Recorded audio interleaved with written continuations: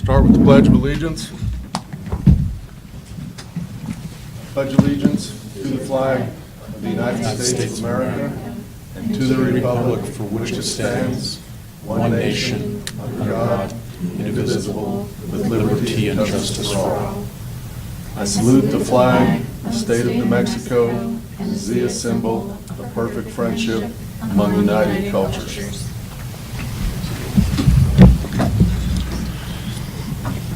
Good evening, everybody, and welcome to the regular council meeting for May 15th, 2019. Following the Pledge of Allegiance, the first item on the agenda is approval of the agenda. Council, I have no big changes or anything tonight, so I'll entertain a motion. Mr. Mayor, I make a motion we approve tonight's agenda. Second. Motion's been made and second to approve tonight's agenda. All in favor, say aye. Aye. All opposed, say nay. Thank you, council. Next item is the consent agenda.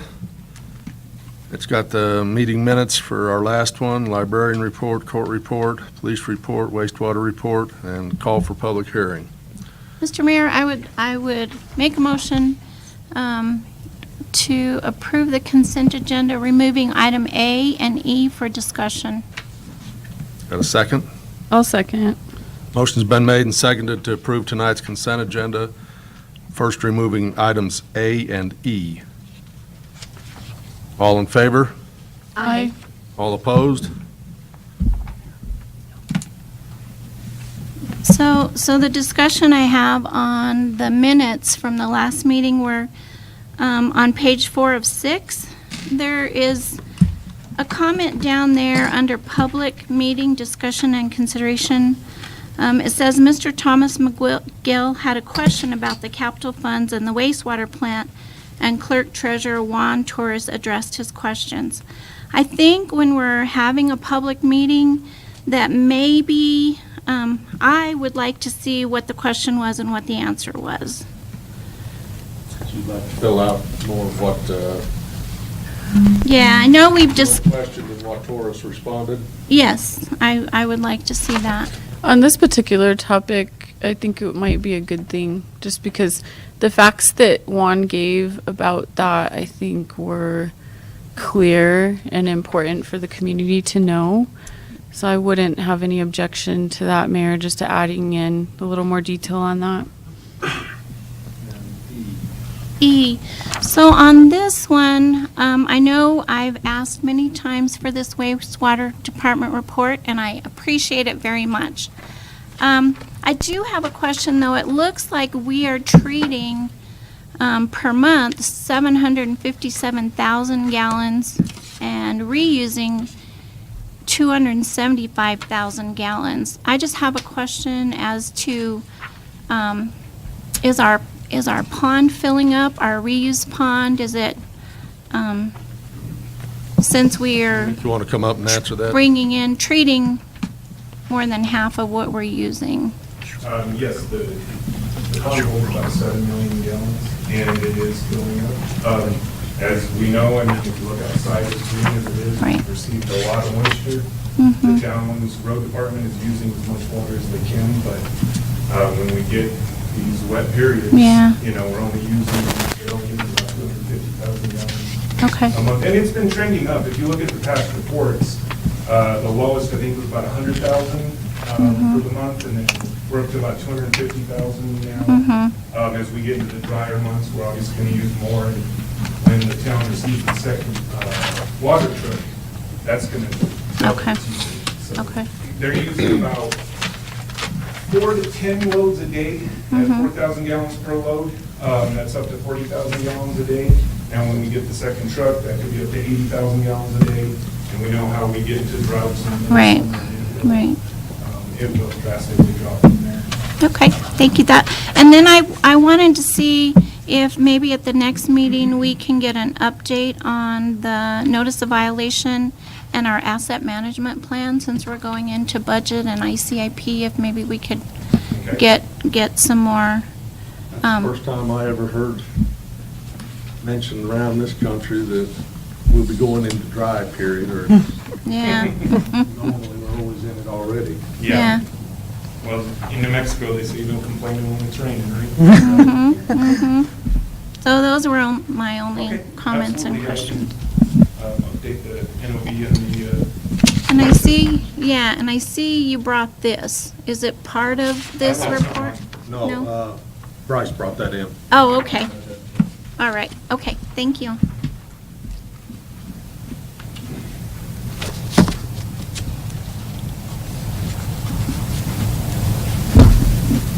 Okay, next item then is discussion items. First up is matters from municipal court judge, Judge William White, and tonight we're honored to have both judges on hand. Sir, you're awful formal tonight. How you doing? Well, it can be. People never called me William unless I was in trouble when I was a kid, so. Mr. Mayor, councilors. Everybody down there. Yeah, I can't believe when people like that get behind me. That was so in the old days. So, one of the reasons I wanted to talk to you at this particular council meeting is it's the first meeting after the judges' conference where Judge Thompson and I went up to Angel Fire for about 2.5, 3 days for the annual conference and required training that we get. Pretty good conference. Set aside the 4 herds of elk we saw when we were driving in there that first evening. That was pretty spectacular. But the speakers we had this year were, I'd say, exceptionally fine. Learned a lot, and that's what I wanted to cover with you tonight. We obviously got an update on some of the new legislation that passed during the legislative session that just ended. So I'll talk about that a little bit.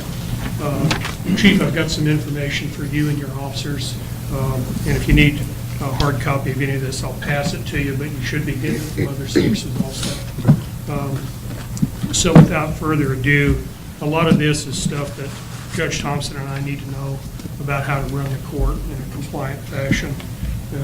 There's usually something that we learn there that we haven't been doing quite the right way, so we tweak it and change it. So either due to a change in the rules or just because we missed something. Usually if there's something wrong, I try to throw Judge Thompson under the bus on that. What else is an alternate judge for, right? I wanted to talk about one thing that I learned at the conference is a problem statewide. It's not just our court that has this problem. I'm not sure if I'd ever spoken to you about the change in the bond rules and the way, I know I've spoken to you, Chief, about the way you have to turn people loose and they'll beat you back to Edgewood. Yep. One of the things we're supposed to have is a designee at the jail that notifies us when somebody's in there. And more importantly, they're supposed to turn them loose for everything except largely DWI, battery, or negligent use of a firearm. There might be a couple of other exceptions, but they turn them loose in their own recognizance and give them a court date. So it's important to have a designee so you don't have somebody sitting in jail and nobody knows that he's there, and so nobody takes steps to get him out. What I learned is none of the courts are able to get jails to appoint a designee. We didn't want a by-name designee. We wanted a by-position designee, which seemed to make the most sense. Was unable, after contacting the head of the jail in Santa Fe, to get him to appoint a designee. Wrote a couple letters, made a couple of phone calls, nothing. So Randy Van Black, who, as you know, works for the Municipal League, he and I actually went up there for a face-to-face with the head of the jail. And there's a lot of nodding and looking positive and shaking hands, and I think we even had a cup of coffee, and nothing's changed. So what I learned from the conference is it's probably not going to change, because the rule that requires us to have a jail designee is directive to us, but it doesn't apply to the jail. They can do whatever they want to do, and they have their own concerns. I don't know if they're valid or not. I don't run the jail. I don't work for them. They don't work for me. But what we have is a workaround, and what the other judges have is a relationship with the people in the jail. They know to call us if somebody's in there so that we can either set a bond or order their release on their own recognizance. And Chief, that's where you come in. I think your officers are pretty good also about calling us if you take somebody up there. Yes. If they're up there on a DWI, a battery, or a negligent use of firearm, we can hold them a little longer. But we still need to know they're there. So that's my pitch on that. Let me talk to you about some of the stuff that's new in the system. A lot of these laws don't go into effect until October 1st of this year. At least one of them goes into effect in July 1st. One of the ones that I thought was interesting, there's a law now that makes it unlawful to block an accessible parking space. So there's already a law against parking in a handicapped spot if you're not authorized to do so. This is an addition to that. I guess if you were to block somebody's space or park so close to them that they couldn't utilize the space, then they could be cited. Have you heard about that, Chief? Yes, we have, at the last Okay. conference. So let me step aside for just a second, or not step aside, but let me deviate for just a second. These items should be incorporated in the uniform traffic, or in the traffic ordinance. So the council shouldn't have to take any action on these. That'll crop up right off the bat. That's a good. They'll come in the new version that we adopt this fall? Yes, sir. Yeah. So that's the good news. You don't have to do anything. The bad news is they're not issuing the uniform traffic manuals because they're so far out of date. Yeah. So we know the laws are coming. We'll enforce them as of the due date. Hopefully, we get a new traffic manual. They said they got some funding to update those. So anyway, that's really not something y'all have to worry about either. Right. We'll worry about it. And Chief, you probably have to also. Here's some amendments to the motor vehicle code. And again, this doesn't go into effect until October the 1st. So MVD can still suspend a license. I don't know why they say they can suspend it for 9 violations. I think if you got 9 violations, you'd have the number of points they needed anyway. And then they have mandatory suspension for certain violations. I don't know what those are. DWI is one of them. Yeah. Again, I don't work for MVD. They don't work for me. If they suspend somebody's license, that's their affair, and we'll deal with the consequences of it. Chief, this one's going to be a headache for you, I predict. You know what I'm talking about. So there's been a change in the suspension system now, and I'll talk about several of these. MVD can issue what's called an administrative suspension for failure to appear, and also for a failure to pay. So we have to handle these differently. You do too, Chief. If you stop somebody, and I'm not sure how you know this, maybe it's in your computer, hopefully it is. If you see that they have an administrative suspension on their license, you have to offer them a penalty assessment. And that has a $50 fine, but no court costs associated with it. Isn't that bizarre? So anyway, keep your eyes peeled for that. One of the changes also for suspended, and I think this is a good change, honestly, there's no longer mandatory jail or fine if you're driving on a suspended license, not an administratively suspended license, but plain old run-of-the-mill suspension. We used to have to deal with that. And the mandatory jail time, I think, created a problem. If you're going to have judges, you ought to give us discretion in how to sentence people. I would usually be able to find a workaround by putting somebody on an ankle bracelet, which counts as incarceration according to the municipal league. So anyway, I think this is probably a good change. There's some discussion about whether the administrative suspension is going to be a good deal or a bad deal, and I think that just has to play out. We can find out how it works out. There's a school of thought that thinks that gives people much less incentive to comply and to get a license, get their license scored away. Like I said, I have to wait and see. Failure to register a vehicle, now there's a penalty assessment, Chief, and a fine of $50 with no court costs again. This is a good change, I think. It brings us kind of into the 20th century now that we're in the 21st, you know. And that allows for electronic proof of insurance. Game and Fish has been doing this with fishing licenses, I know. Some of the other state agencies have been doing it. Some police departments have been taking electronic proof of insurance, others have not, is my understanding. Are they going to notify us when the thing is ready?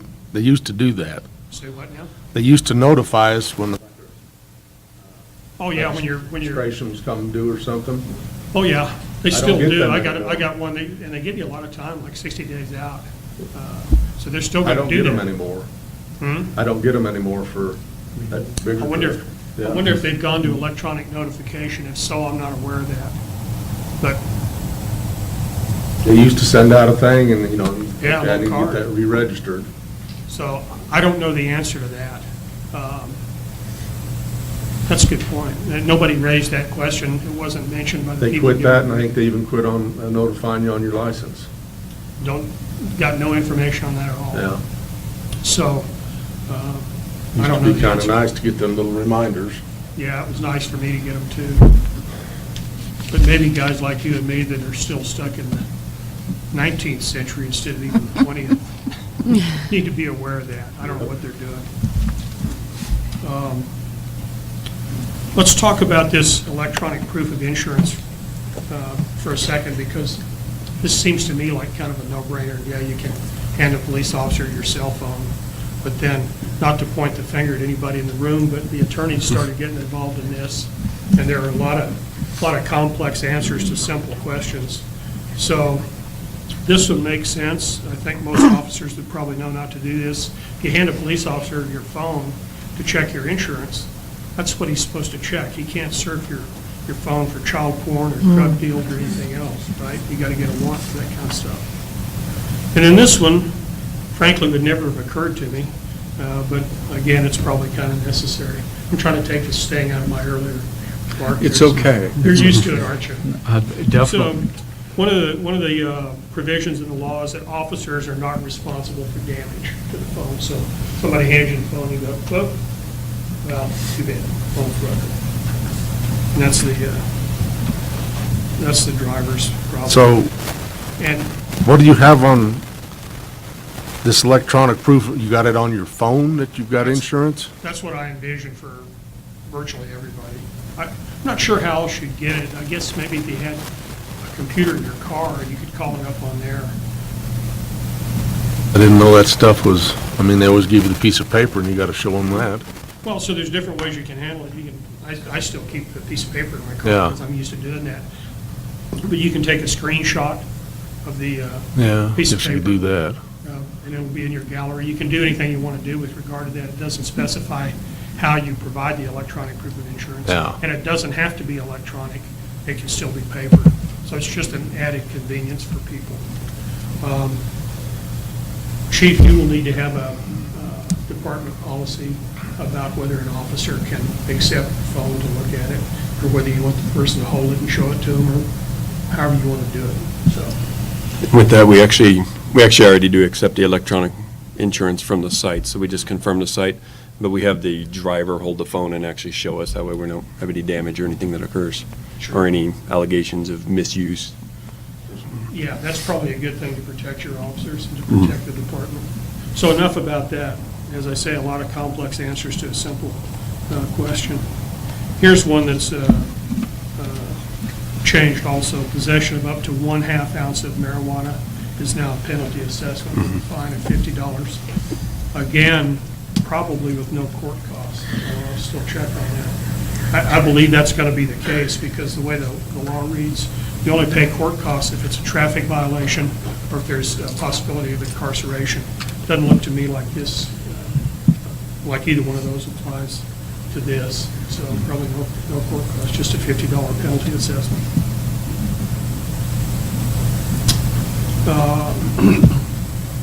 The legislature created a new law that driving while intoxicated with a minor in the vehicle is a separate offense from DWI.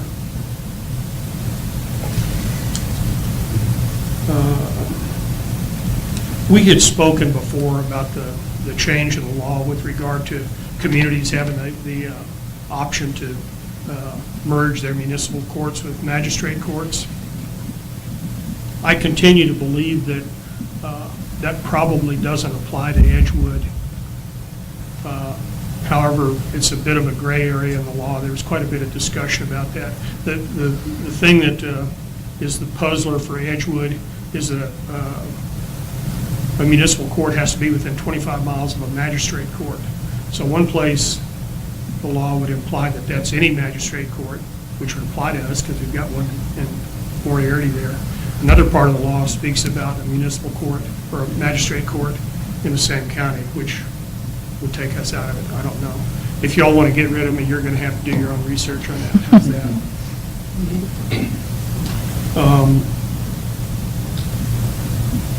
I know you all are fully aware of the change in the election law, so I won't bother you with that.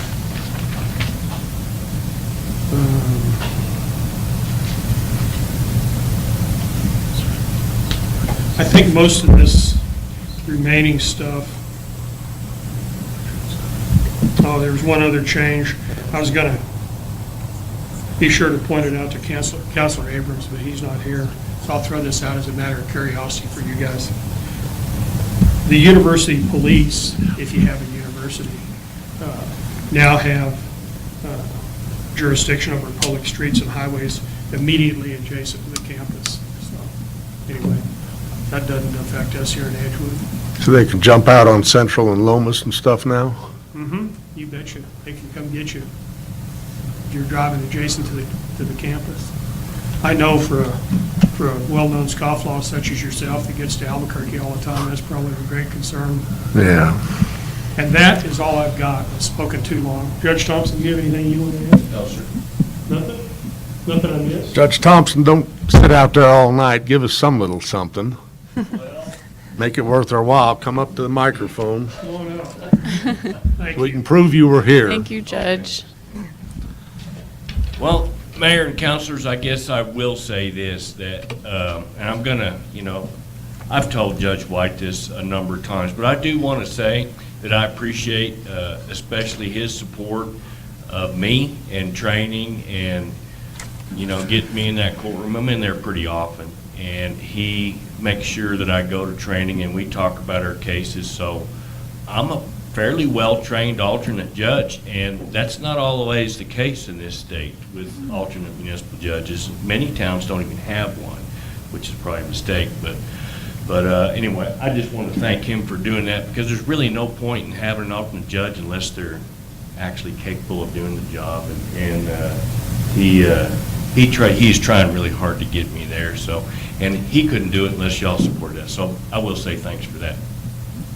Thank you. Thank you. Thank you, Judge Thompson. So he's in the minutes now, right? He's in the minutes, he's in the audio. Sir, do you or any of the counselors have any questions for me? No, that's kind of interesting on those suspensions and stuff like that.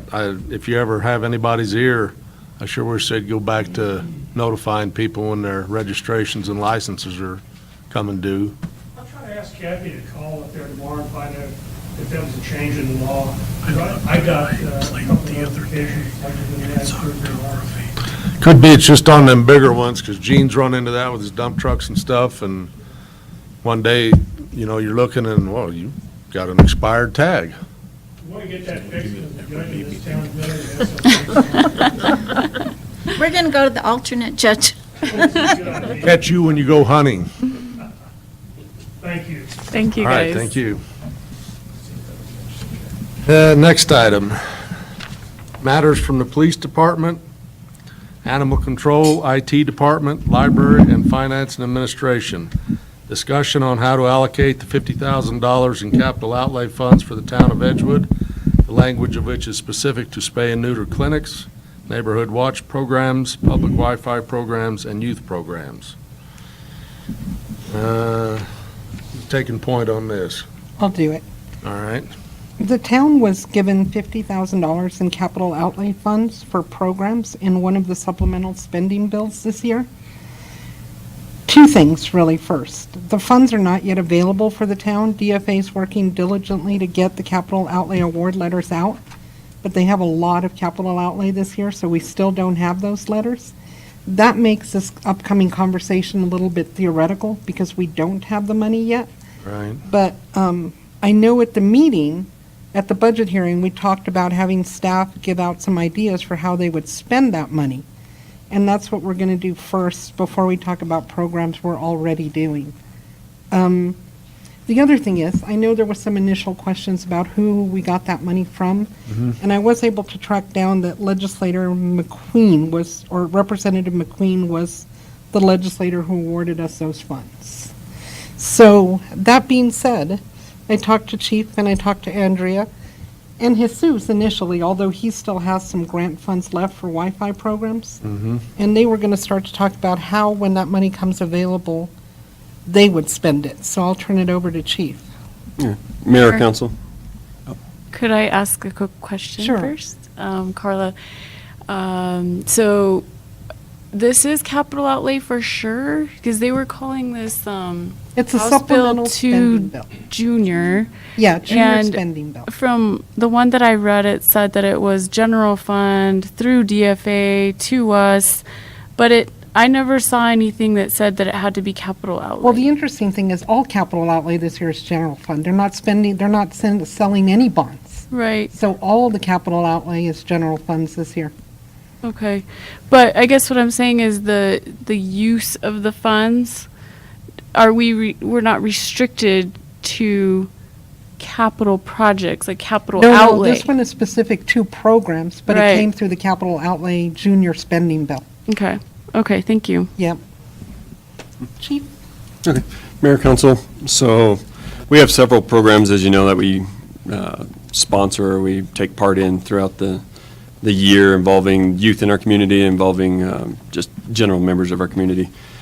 One of the big ones that we felt was underserved was the spay and neuter clinics in the area. So in the past, we've offered spay and neuter clinics at reduced rates. One thing we want to do through animal control is offer a spay and neuter clinic at least twice a year, where local Edgewood residents benefit from free spay and neuters. Now, it'd be limited. I mean, there's obviously only so many they can do in that one day that they're there. So the bus that comes down runs us, $2,500 to $3,000 for the 2-day weekend, Friday, Saturday event that we would be doing. But that would come out of this, and that would service up to 70 clients is what they're letting us know. So if we'd be able to pull off 2 of those a year, that would be a great benefit, I obviously. noticed in your report there in the consent agenda that you mentioned that Mike had a real good turnout this year. Yes, For spay and so we did that reduced rate spay and neuter, and we ended up with 70 animals Yeah. coming in and out, so, or approximately 70. The number I gave you, 60, I'm looking to see if Mike was here. I don't see him back there. It was in the high 60s, almost 70. Yeah. And they used the facility over there. That's the night that the bus wasn't allowed to park in the building there, because we ran a little late just trying to get pets back to their owners. And then the other thing is Neighborhood Watch Program. We've kind of got that up and running again the last few years. One thing we're lacking in that program is resources to provide these groups. So we provide them with the space to have the meetings over at the PD with the training room, audio, visual equipments, things like that. But we've noticed around town, like all our Simple Neighborhood Watch signs, our brochures that we hand out, our flyers, things like that, everything's outdated. Signs are fading. Those signs are $25 a piece. We got to pull that funds from somewhere. So we've been pulling it out of our office supply right now. I mean, we had a little extra, so we pulled it out of there. Kind of got with Juan, reallocated, got some signs that need to be replaced. We started adding them up around town. It's going to cost us quite a bit to get these signs up, or the signs up that are affected by the sun and faded off. I mean, you can't even read some of them anymore, especially the ones over by Square H, the ones right here in Dinkle, things like that. So we wanted to update that. And then with our new program that we started this year, that Police at Lunch program, the officers came to me, they said the program's great and they enjoy going talking to the kids at lunch, but they wish they had some kind of, almost like a curriculum to present to the kids, because it feels like they were just going and, I guess, just playing with the kids all day. So they want to develop some kind of program, so I got 2 officers that want to take the lead on that, develop the program, but with that comes materials, that comes publications or little handouts for the kids. And it's more geared towards the younger elementary school kids for that material that we'd be handing out. But it would also go to our existing programs. I mean, we do National Night Out, Public Safety Day, both of those are in August. We do 3 movie nights a year, correct? And each one of those movie nights cost a licensing fee to show that movie out there, plus the cost of the popcorn, the overtime for the officers, things like that. So it covered the licensing fees, things like that. And then we do the Citizens Academy once a year in the fall. And right now, that has mostly been run off of donations from the community. So that would allow us to provide a little bit better course material. Right now, we're running copies off in the office and copies of copies of copies. It'd be nice to have some bound books for these people that volunteer to come in on their days off and go through this academy. Something a little more professional looking, but also something as simple as feeding them cost us money, because we hold these in the afternoon. So the majority of the time, it's either an officer that comes up with the food, or it's a donation from the community. So we'd like to help out with that and kind of strengthen the Citizens Academy program. And then there was one more. Actually, that is it. That is it. So the Explorer program and everything that we're looking at, that would be grant-based, so we wouldn't need any funding for that. So- Andrea? Okay, so I've got a couple, well, lots of ideas. So I think it would be kind of nice, I won't be able to do any more regular programming because it's just me and Barbara that do the programming. So I'll be kind of stretched if we do regular programming. But I thought what would be nice is if we added some more events. And right now, I don't really have any programming for the teen and tween audiences. So some of these I think would really benefit the teens and tweens in the community. So it would be branded as something along the lines of maybe youth nights, family fun night, kids night out, something along those lines. And there are some ideas that I thought the kids might really enjoy. Maybe doing like a singing contest like Edgewood Idol. So we could hire a karaoke DJ, a local karaoke DJ. We could have kid judges, or I don't know, some judges from the town of Edgewood. It can be mixed up with intermittent karaoke and dancing. So in between the competitors, when they sing, then we can do that. And then there can be prizes for winners. And of course, we probably have snacks and drinks, because if you have the food, the kids come. Another idea would be a gaming tournament. Kids are super duper into gaming. We would probably collaborate with the school district to book the gym next door on most of these events. I have 2 Wii stations that were donated to the library, and we've got a projection screen. We could set up 2 different gaming stations. I could create like a tournament bracket, and while people are waiting for other people to play against each other, I could have board games and stuff out for the kids to entertain themselves, and of course, snacks and drinks. We could do a carnival night. Maybe we could attract one of the local carnivals. I know like Bennett's Carnival, they're local. I'm not sure what their schedule is or what their charges are, but if we were able to attract them by offering maybe one free carnival night, and then maybe they could set up on the field for a certain amount of time, so they're able to get money for, for their business. We could continue the movie nights, but offer them during the wintertime in the gym. There aren't a lot of wintertime activities. We do have a lot of kids that participate in extracurriculars, but what about those kids that are not really interested in sports or band or the other programs? This might be another opportunity for them to be able to hang out with their own peers. Of course, we would do snacks again. We could do an obstacle course. We could entice kids to create their own teams, and it would be probably out on the field there. We could set up fun little obstacle courses for them and maybe give medals and stuff out. And we could do a lot of teamwork exercises in the obstacle course, and they can win medals at the end. We could do a dance or a formal. Sometimes I think prom and other dances are kind of expensive for kids to be able to participate in. We could decorate the gym, not, like from the rafters, but I'm kind of picturing maybe like a photo booth, like provide props and backgrounds. They could do like a photo booth thing in between the songs. We could hire a DJ again to do the dance numbers and stuff like that. But we could also make it fun. We could give them a theme, so they could they could dress up like the theme, like, I don't know what they like. They like Minecraft, they like Star Wars, they like cosplay sometimes. So we could make it a theme. Another project that I was thinking about is a mural art project in the library. So in the solar hallway, we've got a large white wall.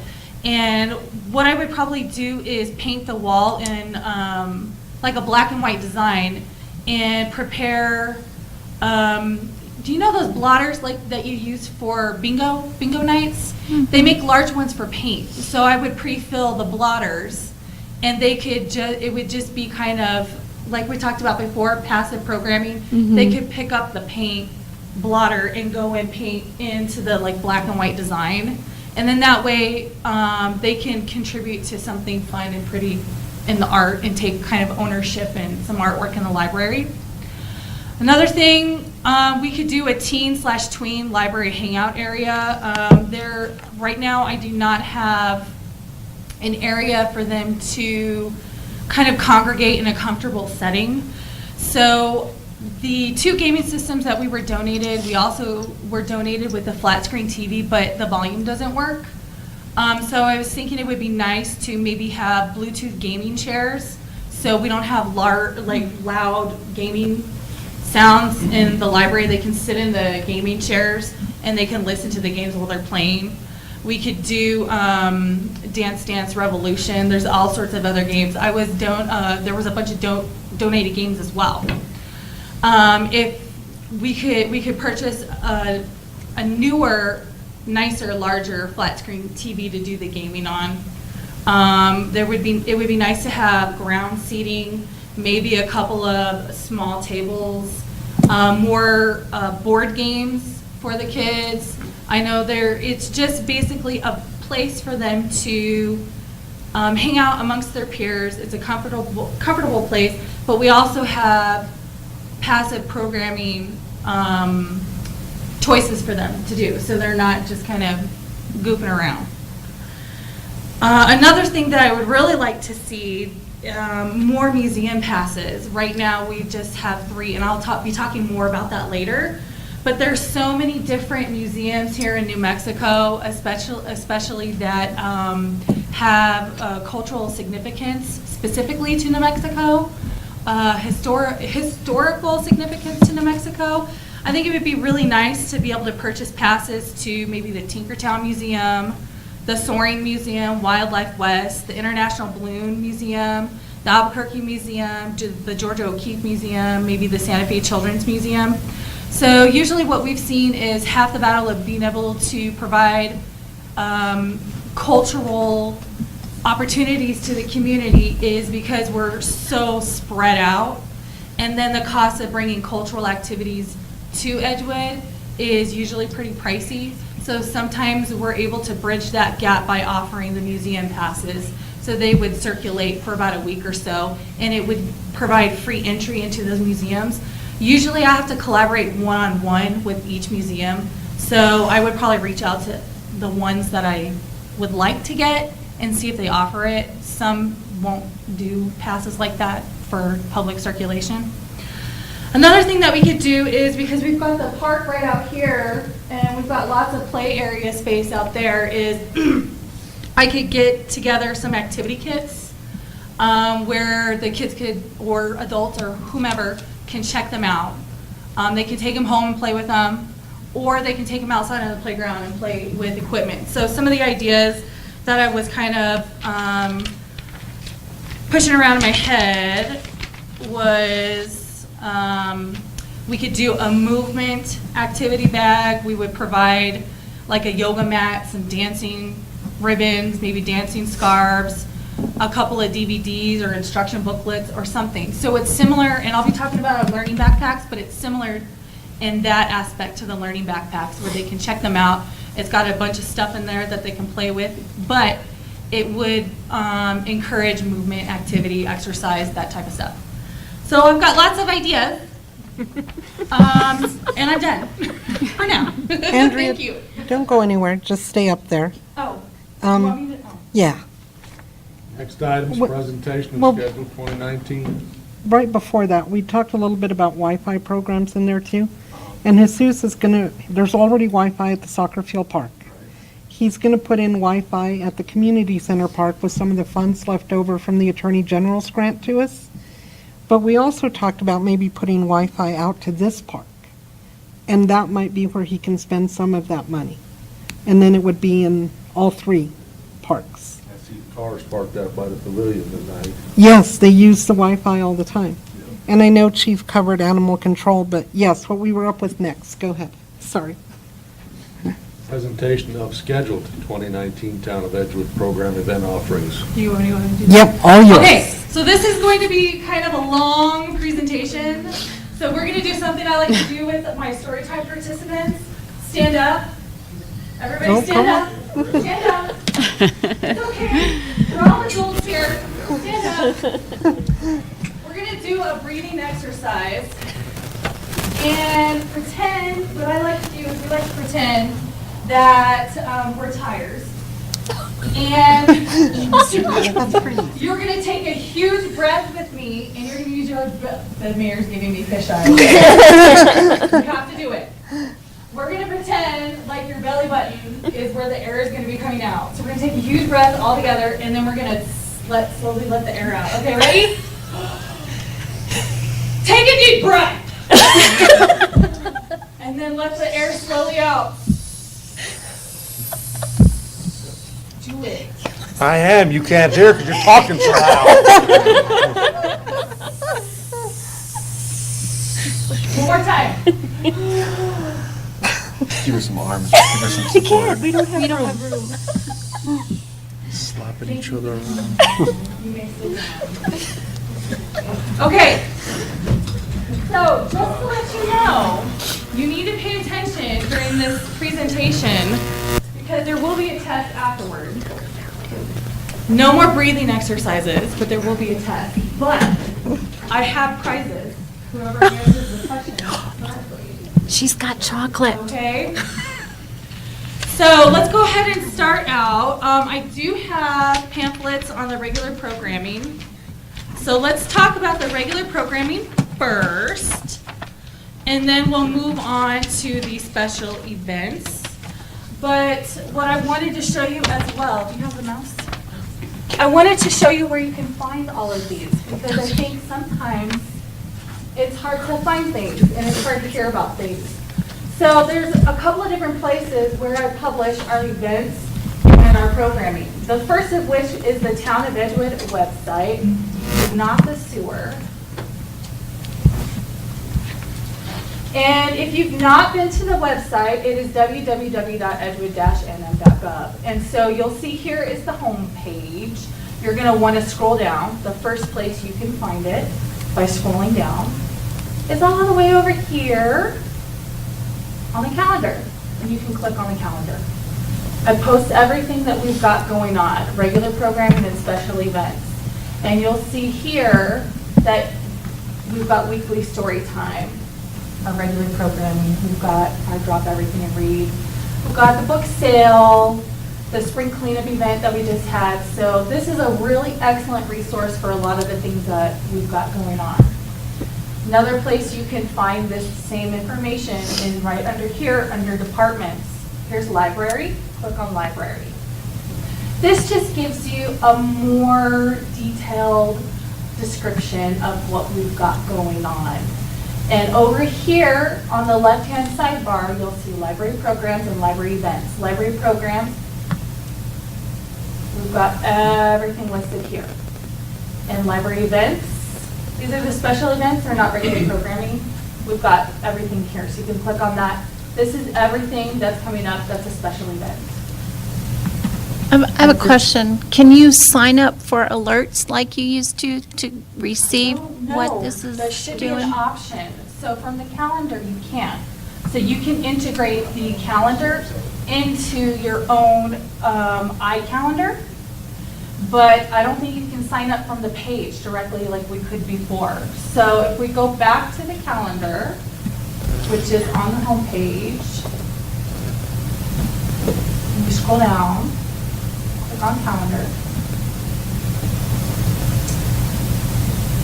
and see this right here, iCalendar? Mm-hmm. You can export it, and you can save it to your Outlook calendar. And I think there's other ways that you can save it to, like if you've got a Google Calendar or an iPhone calendar. What happened to the notifications? You were going to check into that. There's no notification set up right now on the library page, but I can look into setting those up. I did talk to the hosts at Revise, And they said it's all up and running. But it don't work. They've confirmed everything. This was just recently. So we haven't sent anything else out yet. So it's still kind of in the testing stage. But Okay. I can look into setting up something on the library page. if Because we last want time I tried to sign up for that, it took me to a page that said it was inactive. And that was just within the last week or so. that. Which page was that? Up there where if you go all the way up, keep going where it says connect and share. I think that's just if you want to share a post via social media or these other ones. The sign up's all the way down at the bottom. Oh, of is it all the homepage. way down at the bottom? Okay, I knew I tried somewhere and, Where is it? Scroll up just a little bit. Where you're in the calendar. stuff. yeah, get out of the Go back to calendar, the just go to the homepage. main page, home. And all the way down. Okay. There. Yeah, sign up for notifications, and I tried that, Okay, and it Right. didn't work. okay. We will test it again. Because that could, I mean, if you know you're looking for events, you can go to the calendar, but it used to just notify you. You didn't, Exactly. They would yeah. send text messages and emails Mhm. and all that kind of stuff. So there were things, that would just pop up, and I'd be like, oh, that's interesting, I'll go to that, so. So the third way that you can stay on top of library events, in this upper right-hand corner, the Town of Edgewood now has a Facebook page. The Facebook page came about in October, so this is kind of new. So if you've got a Facebook account, you can sign up for events this way too. So here's the regular news feed, but also you can find the events that we've got going on. So here's the upcoming events here. Everything is listed. And you can receive all, you can receive automatic notifications for that if you decide you're going to be going or you're interested in that event on Facebook. Okay?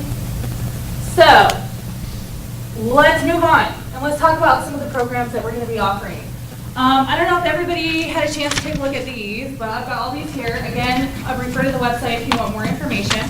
So this is a program guide on what's going on here at the library. These are regular programs. The first one is Dear Time. Dear stands for Drop Everything and Read. It's basically a storytime program for older children. So this was pretty much the only tween program that we've got going on so far.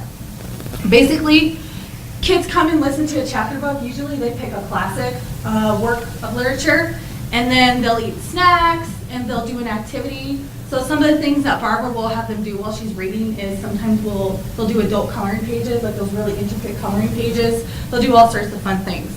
Weekly story time is geared towards the preschool, kindergarten age category. And they come every Wednesday, and we usually offer a story, a craft, or an activity. So, for instance, one of the storytime programs, we're going to be reading Wonka Donkey, and we're going to be meeting out at the pavilion over there. And somebody's going to bring by their miniature donkeys, and the kids will be able to have a meet and greet with the donkeys.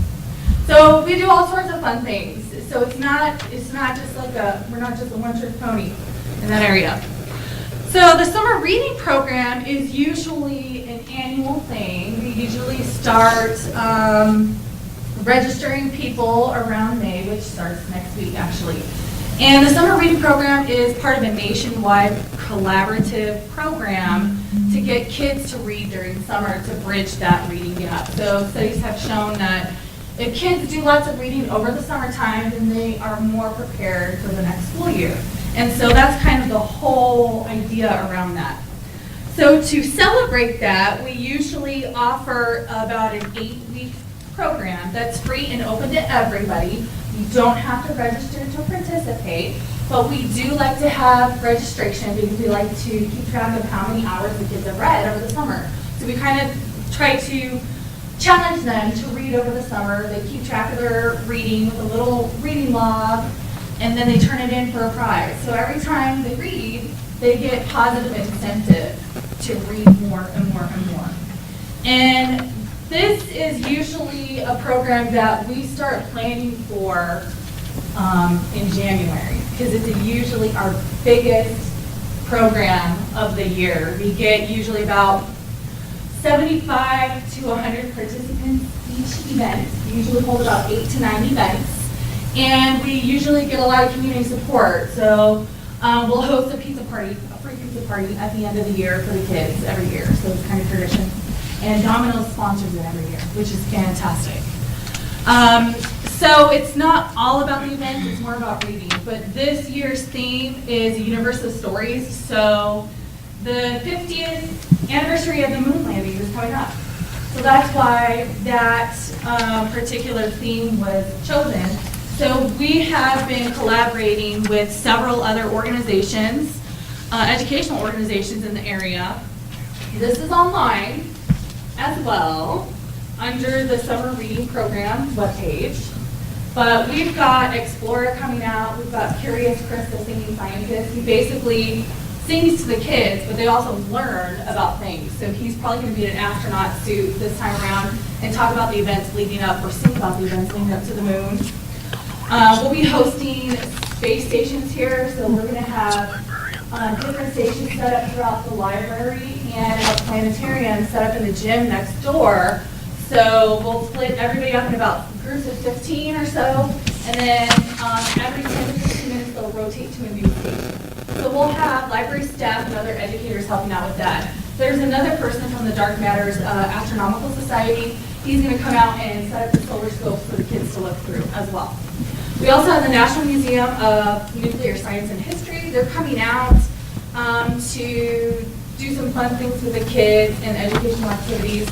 They're bringing a vacuum chamber to simulate air pressure in outer space, so they're going to be bringing lots of cool stuff. The New Mexico Museum of Natural History and Science will be coming, and they'll be doing stations as well. Usually they set up a lot of learning stations, so the kids can just kind of wander here and there and do fun exercises involving space-themed activities. And then we're going to be hosting space crafts and activities. We're going to have to throw the arts and crafts in there somewhere. So we're going to be using UV-sensitive beads to make little spacemen. We're going to be doing space-themed magnets, all sorts of fun, weird, cool things. The New Mexico Museum of Space History will be coming to visit us from Alamogordo. They're going to be talking about the history behind space travel and more about Apollo 11. They're going to be talking about the first moon landing, all sorts of fun things. And then we are going to end the summer reading program with a Star Wars themed pizza party sponsored by Domino's and Andrew Community Library Friends. So we've got lots of fun things planned for summer reading program. The next one on the regular programming is Pause for Reading, and it's kind of a play on word. Pause is spelled P-A-W-S. This is our Read to the Dogs program. And they're not just any dogs. These are dogs who are registered therapy dogs. So they've gone through a vetting process with the Southwest Canine Corps volunteers. So this is another organization that we collaborated with to help emergent readers or kids who are kind of beginning readers gain confidence by reading to the dogs because they're kind of a non-judgmental audience. So we've had this program for a while. And we usually have about 1 or 2 dogs, each with a trainer, come in. The kids come in, get a bookmark, and then every time they read, they put a little sticker on their bookmark, and then they get a free book after they've filled up their bookmark. And so that's offered on the 3rd Saturday of the month from 1 to 2. The other thing that I was talking about is the Museum Pass program. Right now we have 3, one of which is the Family Pass offered by the New Mexico Department of Cultural Affairs. And this offers free entry for 4 adults and 2 children to 15 historic sites and museums across New Mexico. This is a pretty popular one because the New Mexico Museum of Natural History and Science is on here as well. Well, that's fun. We also have a pass to the Nuclear Museum. This is also 2 adults and up to 4 children for free. I don't have the Explorer Pass because it's very popular. Both of the Explorer Passes are gone. And that is a little bit different. That museum offers just 4 people free entry into the Explorer at Children's Museum. And it's a pretty cool, fun place. And those passes are never in the file cabinet to check out. So that was the program that I would love to get more money to get more passes for. The learning backpacks. This was, we were chosen out of all the libraries in New Mexico to run kind of a pilot program and assemble these backpacks. So basically, the learning backpack program is kind of informed the STEM to read trunks that circulate throughout New Mexico. So it was my task to use about $5,000 worth of funding for the pilot program to put together some backpacks that have learning manipulatives in them, and they each have a theme. We have one on fossils, one on rocks and minerals, one on sound, one on birds. So they each have a different theme, and this one's rocks and minerals. As you can see, my lovely volunteers sewed this on for us. They check these out for about a period of 3 weeks, and usually what they can find in there, we have a guest book so they can tell us how they like it. We also have an inventory sheet so they can check off items when they return them. But we also have books. So like this one has a rocks and minerals book. It has the actual rocks and minerals that they can look at and touch and feel and play with or whatever. Oh, we also have a dinosaur backpack too. So this, when I was talking about those activity bags, this is kind of along that same concept. Okay? So those are our regular programs. And we've got lots of different events coming up. I try to do at least one community event on the second Saturday each month. And those will vary depending on what I end up planning.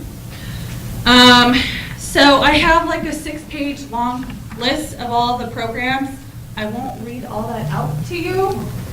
But just some of the highlights about what's coming up.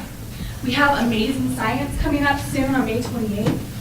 This program is offered through a retired educator. She is a chemist, and she comes in and she does demonstrations, and the kids will do science experiments together. They do investigations together, and the dangerous things she does herself. So she's well aware of lab etiquette and procedure. So everything she does is very safe, but it brings that wow factor to the kids. So she's done things with dry ice. She's made like geysers for the kids. We've made elephant toothpaste. So like when you combine certain home items that you can find at home, they'll like come out like a volcano without the sound effect, without the sound effect. So she volunteers her time and comes up with a curriculum. She tells them the science behind what's going on. She's wonderful. Her name's Kathy Smith. I used to go to high school with her son, which is small world. Anyway, I digress. So the next event, that's pretty cool. We're collaborating with the Office of Archaeological Studies to provide another hands-on archaeology exhibit in the library. Local archaeologist Chuck Hannaford, he will bring out a bunch of archaeological artifacts that they've discovered on multiple sites throughout New Mexico from multiple time periods. He brought an atlatl. Does anybody know what an atlatl is? So basically he shows other things like lifeways of ancient people in New Mexico, and he explains how they did things, how they would grind corn, all sorts of cool things, all the way up until what is the expansion west. There's lots of things, like people just let their junk out. They just, from the wagon trains, all the junk. And then he talks about some of the Indian wars with the native people of New Mexico and the pioneers. So he's really knowledgeable, super fun to talk to. He's always a joy to have. Another special event that we will be hosting is Pinteresting projects. So everybody loves Pinterest. Well, most everybody, probably not the mayor. I don't even know what the hell it is. And So it's basically a social media website where people share ideas. Forget that. Do-it-yourself projects. So we will usually do a Pinterest-inspired activity. We're going to be using duct tape to create funky little projects.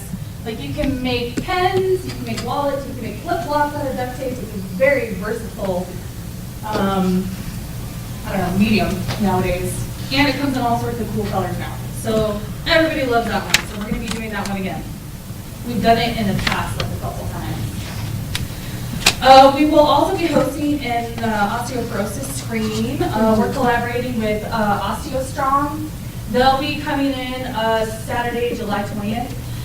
It's not a full body osteo screening. I think what they're going to do is you're going to put like your finger or your hand in there, and they'll evaluate kind of your bone density right on the spot, and they'll be able to give you a printout.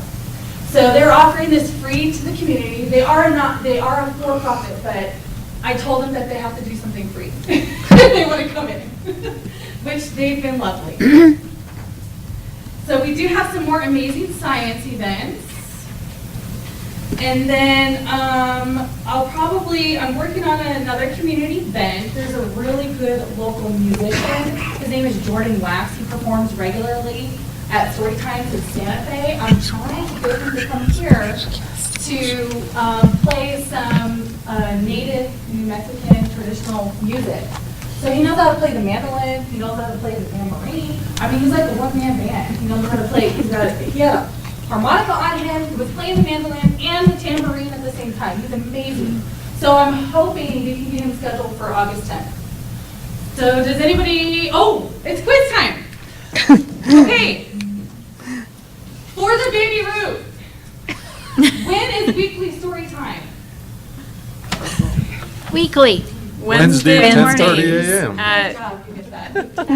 You said it first. Okay. What is this year's summer reading program theme? Going to the moon. 50th anniversary. Oh, you get the punch bar. Here you go. No. Okay. He's 2 for 2. I know. What 3 places can you find library happenings in Venice? I'll give you 3 candy bars if you can name all 3. What 3 places? Website, website, and website. I need more specific. Calendar, Facebook, and Website. website. Yeah. Just say it. Homepage. Look at you! All the candy. A++ for you. Okay, last question. Last question. This will be a good one, I think. When do we have, okay, I know. What is deer time? What is deer time? Drop everything and read. Good job. Woohoo! Okay, I think that's pretty much everything I needed to say. I know that was very long. I do appreciate you guys humoring me. And I do have extra candy for you. Up here, you can take some on your way out.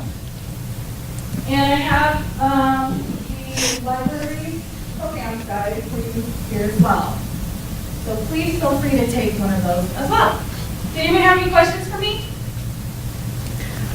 Just want to say thank you for your enthusiasm, creativity, imagination. You do so much for this community and our children with 2 staff people and your volunteers. You guys are incredible. Thank you. Thank That you. really means Thank you, a lot. Andrea. I appreciate that. Thank you. Okay. Bye. Thank you, everybody. Good night. Does anybody else have anything in that vein? I have one announcement that's not nearly that exciting. We, early this year, when we were doing our events calendar, made the unfortunate mistake of scheduling an outdoor event in May in Edgewood, and we have now had to postpone that. We had our first Water Fun Day scheduled for this Saturday. The weather report says it's going to be 62 degrees. That's a little too cold, so we're moving it to June 1st. We'll know better next year. May is not a good month. And there was a movie night scheduled for that night as well. It's going to be down in the 30s. We're moving that to June 1st as well. Hopefully June's kinder to you. Yep. Mayor, Yes, ma'am. is this where we should talk about different ideas for the funds, or should we put that off? Guess you could talk about it. That does raise a question. Does it all 50 have to go to one thing, or can it be spread around to these other? It can be spread around to all Various those things. things, but they can only be used for those things. One of those four things? Right. Mm-hmm. And in fiscal year 20, right? Well, you have 3 years to spend it. I thought it said in 20. Did it? Maybe my version maybe is not the final. Yeah. We can check on it. But Okay, I will. Okay. Well, I want to say thank you to Representative McQueen for sure, because you Yeah. tracked down that it came, from his designation, and that's awesome. He did come here to our legislative breakfast, and obviously he listened, Yeah. and the county representatives were here as well, and so I'm hoping that they'll join, the efforts for youth programming here too. So I'll try to get in touch with Rudy, and I know he was willing to help as well, so that would be great. Spay and neuter clinics and Neighborhood Watch, both of them sound like they could use a little infusion. And then the rest of it, I mean, if we've still got leftover money from the AG on the Wi-Fi, that would leave youth for the rest of it. Yeah. Yeah. And I do think that, just listening to everyone and knowing about the different events that have been happening, we already do offer a lot. I think it's just that the public isn't always aware of it. So one idea that came up in talking to people, I talked to Cheryl Huppertz and I talked to Linda Burke from the chamber and, other people, was maybe to have maybe a page on the website for youth programming so that it's just all in one place. And then I don't know if our Parks and Rec person could handle this or somebody handle pulling together all the events. So there's so many things that the school district does as well. And so if there was maybe one central place for youth programming, that parents, that we could just point them to that page, I think that it would get the word out a lot better. And then if these notifications come out, we can just tell parents that say, there's nothing here. We'll say, no, you can go to the website, sign up for notifications, look on the calendar, look at the youth programming page or whatever it is that we create. The other thing that Linda did bring up was the YES program. And so I don't know how council feels about that. It was very, very successful in the past. And I know that she has a template for doing the YES. It was a summer program for the youth. And so that doesn't cover the teens and tweens, but Linda already has all of the knowledge and everything that if we wanted to, we could easily implement that for next summer. It's too late for this summer, obviously. But if council thinks that that's a good idea, then maybe, part of it could be used for that. So that's an idea. We could get her to maybe come and talk about it to us before we make any decisions on it, of course. But that was another idea. And then one that I would like to see in coordination with the chamber, my favorite for the teens is doing like a job shadowing week for the older ones.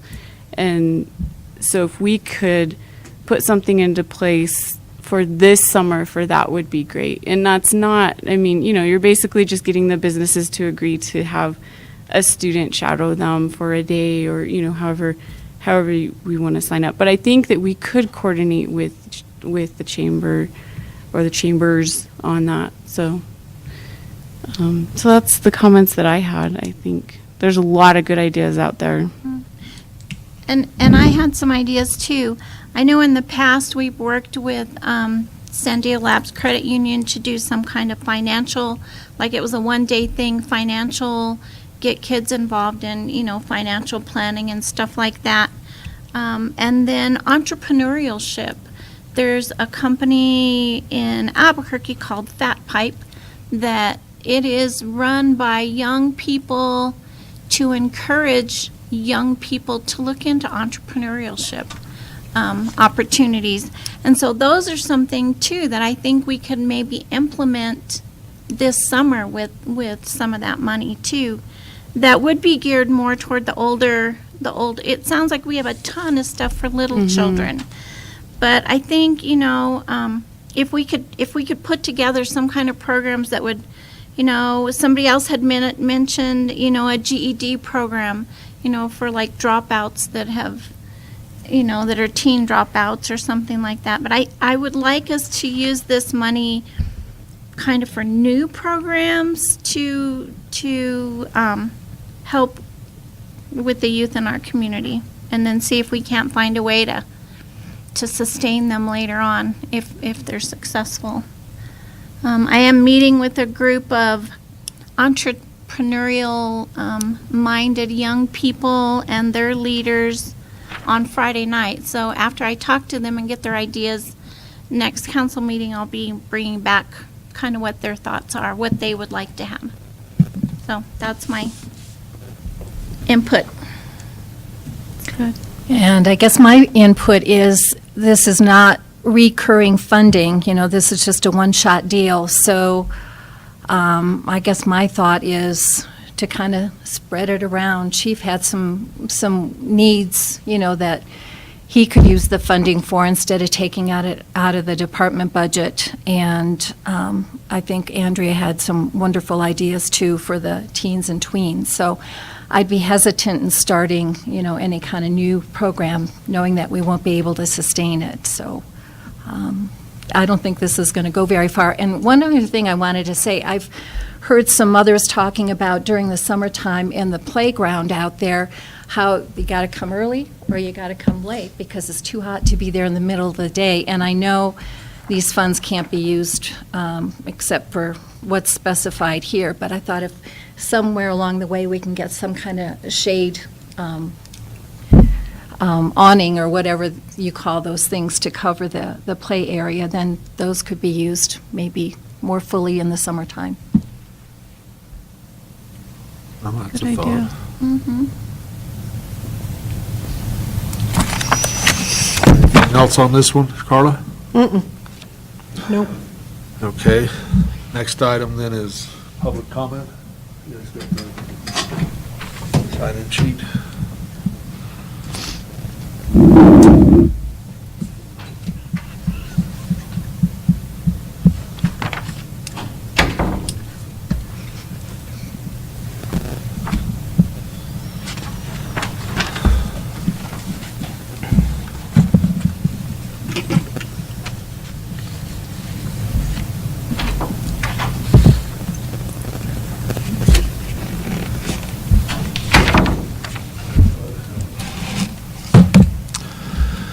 First up is Tom McGill.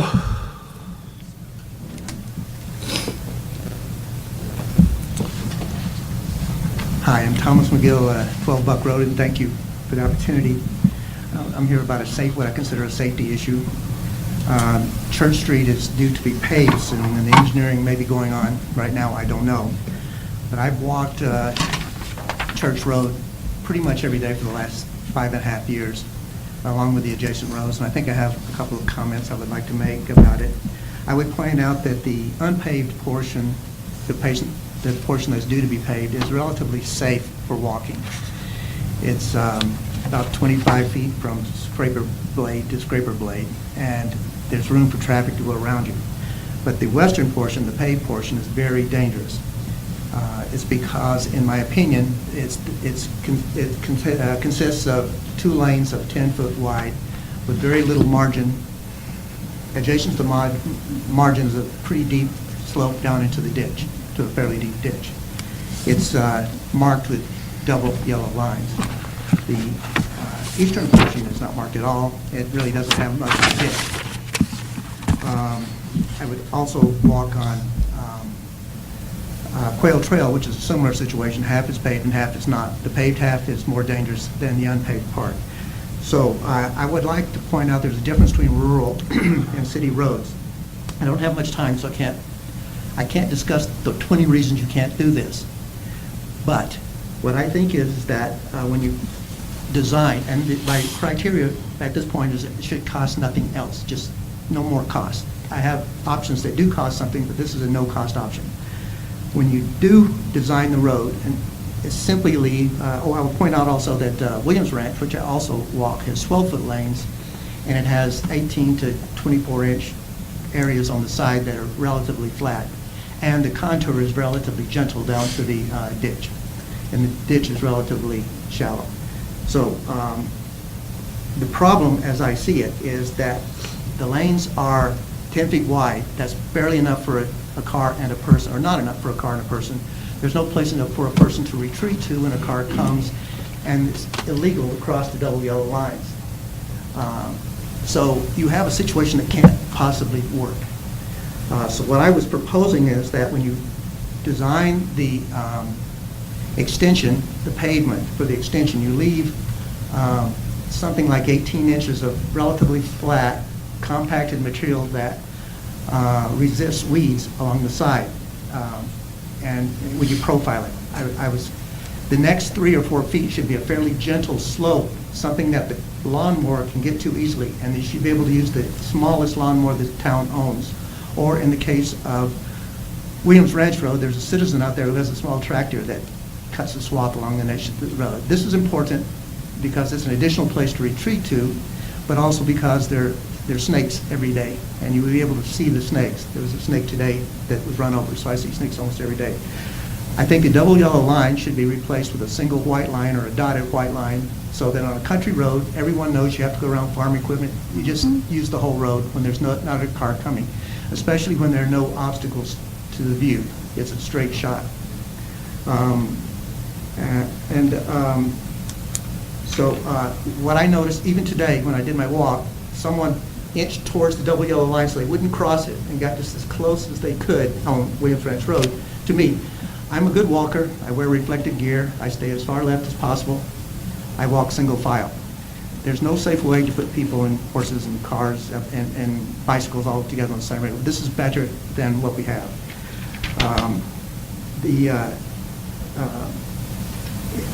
If you want to spend some money, there are lots of elegant solutions that don't require new easements and variations. The other point is that I don't think the ditch should be any deeper than it has to be. If you have issues at culverts, you can treat them differently there.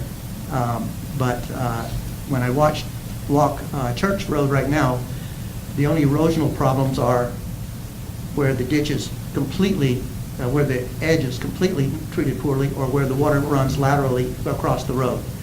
So I don't see any reason that there's no ditch now, and there's hardly any erosional ditch problems. And I can actually walk all the way to the far left, and when people are opposing each other, which is the only problem, and people are usually very courteous and they slow down and things seem to work.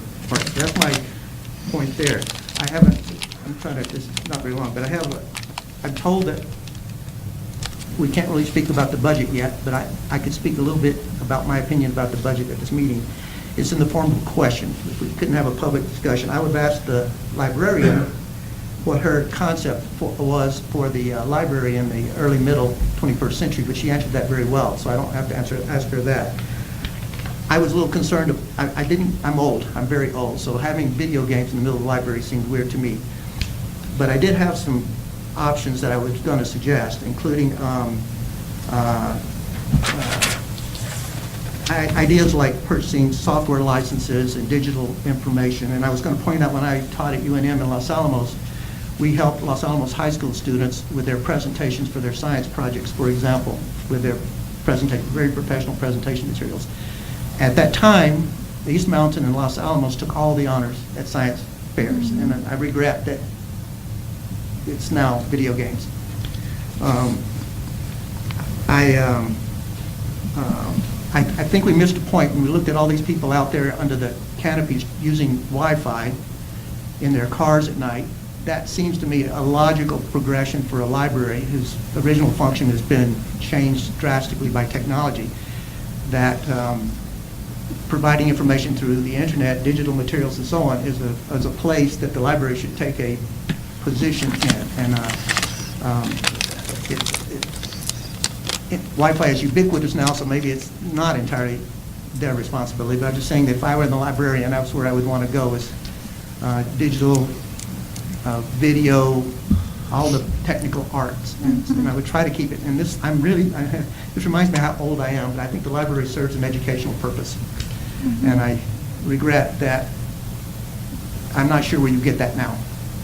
So the third item, and please you can tell me if I've gone too long, but I'm concerned that Mike Butler doesn't have enough operational funds for the asset management. This is a budget discussion. I've looked at the asset management plan, and I also looked at there was an engineering walkthrough by the HDR Engineering, which found that many of those things in the original asset management plan had not been directed. And then when I walked through the plant on the trip, I noticed they still hadn't been corrected. I think these are very high priority items, and they grow every year. And I picked one just for an example because it's just for an example. There are many items that have never worked, and as far as I know, still don't work. It'd be interesting to find out if they do. But these are mostly, and here's the problem, I think they're operational money for the most part. I don't know how you can make them capital money because you're repairing things that are broken, but I'll leave that to the experts. But the one I picked out just to look at was next year, the pumps and motors in the lifting station are going to be past their operational life and are going to have to be replaced. And when I looked at the budget, I didn't really see where the money was for those relatively expensive items. As importantly, those are probably long lead items, which means that you have to plan ahead when you order them. They're duplicative in this, but they're both operating alternatively, which is like your headlights. When one goes out, the other one's going to go out probably pretty soon because it's been under the same conditions, same stressors. One may or may not have had a bath towel in it. But I was concerned that might have the money to take care of all this because, among other reasons, the permit's going to be up for renewal next year, and I think you should be compliant at that point. I don't know where you are now. It would be good to find out about those things. That includes, I would also point out that the people who are going to be hurt are the two mics and the consultants that work in that building if there's a health issue. I noticed someone said that they had to add chlorine to the water they put on the road because of the smell, and I'm thinking, I don't like that sound of that. I'm not smart enough to know what that means, but I don't like it. Anyway, I support what he makes. I support whatever Mike needs to make the plant operate as it should, to bring it up to specs. I think we should, and I note that the consequences of neglecting the equipment will fall on him and the two employees and the consultants. I observed that the operational requirements grow every year as various pieces of equipment outlive their useful life, and they need to be accounted for. And every year there should be an addition to the asset plan to anticipate the problems that might come up. And he might very well be doing that right now. It wasn't done by the middle of last year, so it might be done now. I think there needs to be a deeper budget evaluation about what is really necessary, and I think the needs are going to exceed a remote control car and truck with lights on it. Thank you very much. Thank you.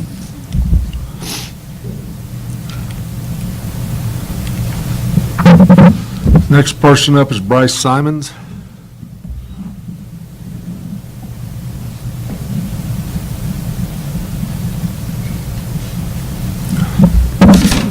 Good morning, Bryce Simons. I would ask, if at all I could gracefully ask, so don't make me follow the librarian again. I mean, that much enthusiasm and that much vigor. It's almost fatiguing. I can still feel the air leaking out of my belly button. I know you all are going to be profoundly shocked when I say that I've been trying to do my best to keep up with what's going on in Edgewood, and I'm trying to keep and maintain an intuitive understanding of the technical issues that are going on here. And so within that context, what I would like to do first is, if I could respectfully request that you all will turn to the wastewater department report in your packet.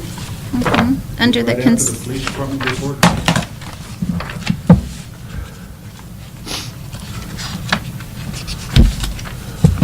Got it? Okay, what I'd like to do is first off, I want to thank you all for putting this in there. It's useful, but it's raw.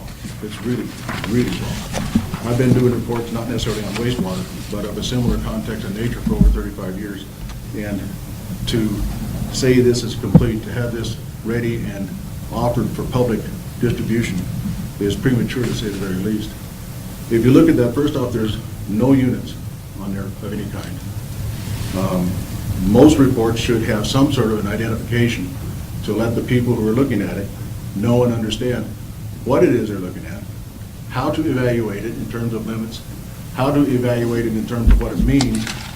None of that stuff is here. And so what I would like to say is there's information that still needs to be provided to offer a credible, legitimate report. One of those, there's no date sample. When were any of these samples dated? When were they taken? Who sampled? Where did he sample? What specific test procedures were used? None of that is indicated here.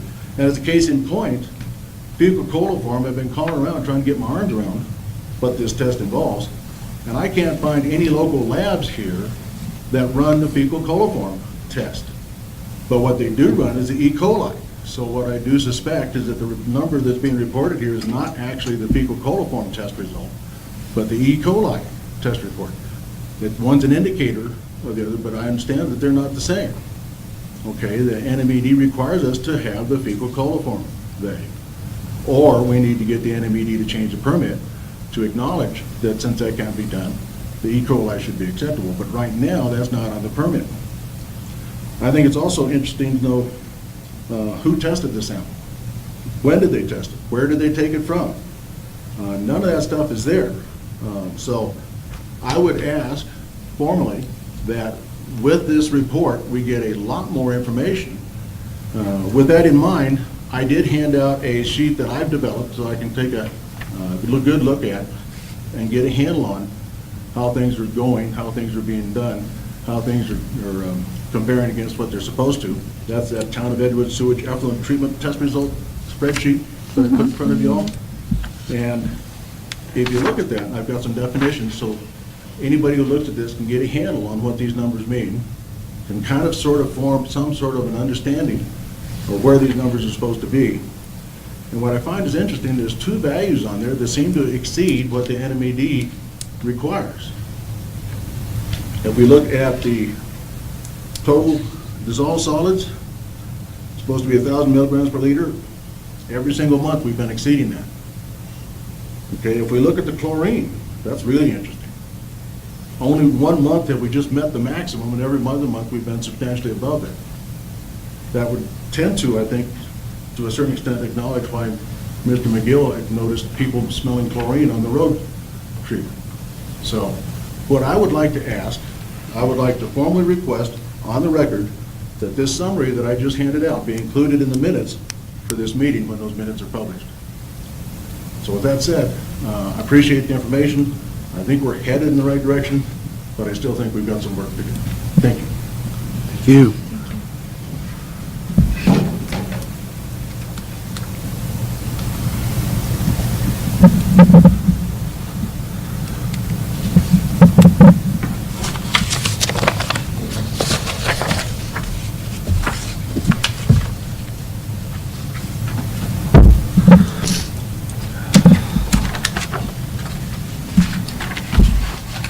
Next person up is Chris Orr.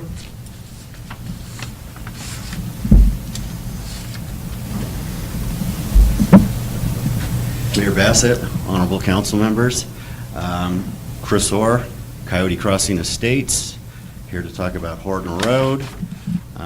It appears that the refurbishing of Horton Road is subject to weather, which we understand, but I guess I would request that we would at least get some maintenance done on the road in the meantime until we get it refurbished.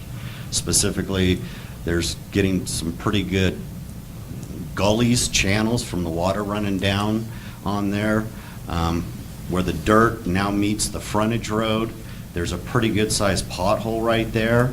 There's also a construction barrel that's in the roadway if you're southbound traffic, and that pushes you into the opposite lane of traffic. We don't have lanes, but you're on the other side of the road, and We're all supposed to be neighborly here, but sometimes when people are coming down that road in the opposite direction, they don't want to give you the right-of-way, and you have to kind of jockey for that position.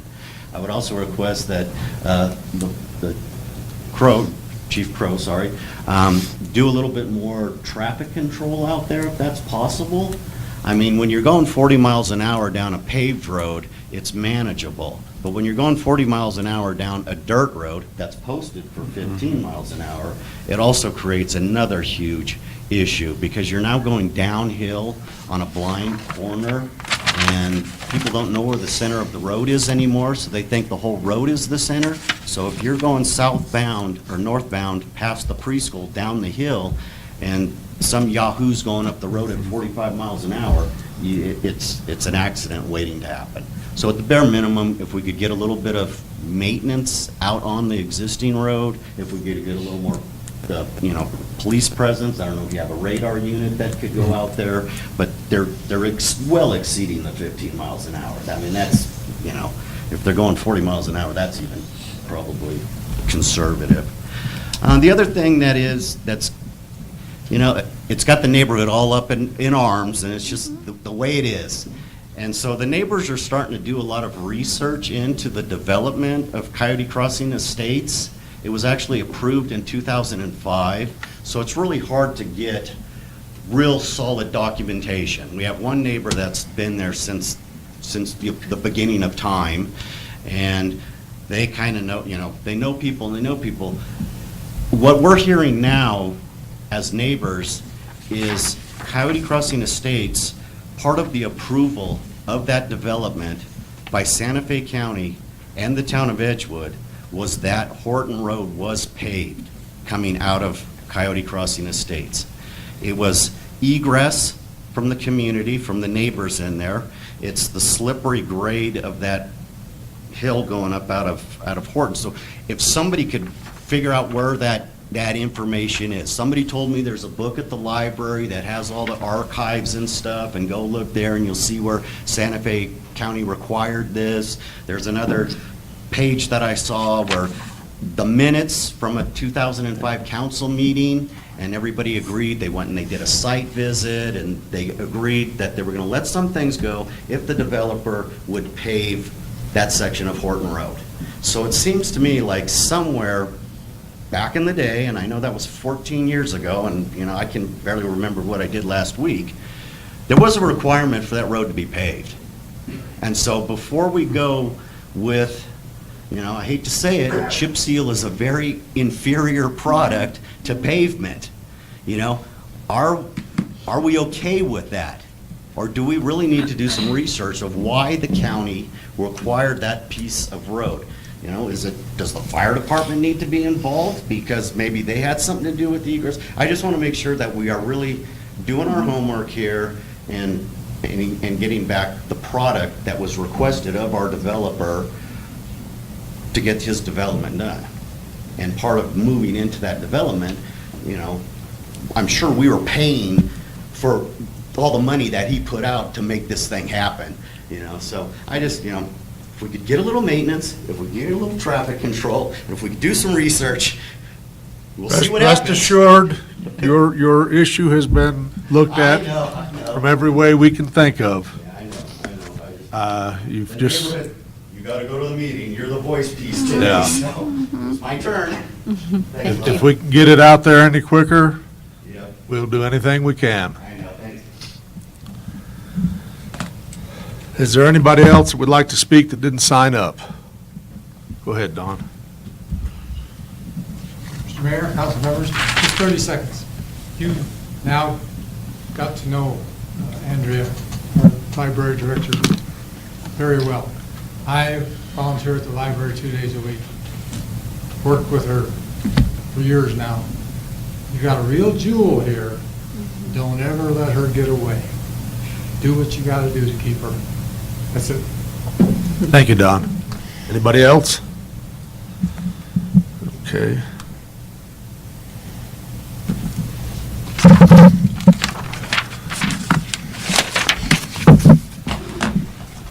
Next item is matters from the councilors. Councilor Jaramillo. Just a couple of questions that have come to mind in listening to public comment. First of all, I wanted to know from administration if we are going over the limits here on this sheet. And I don't, did you get a chance to look at this, Mike? I have not, no, I have not.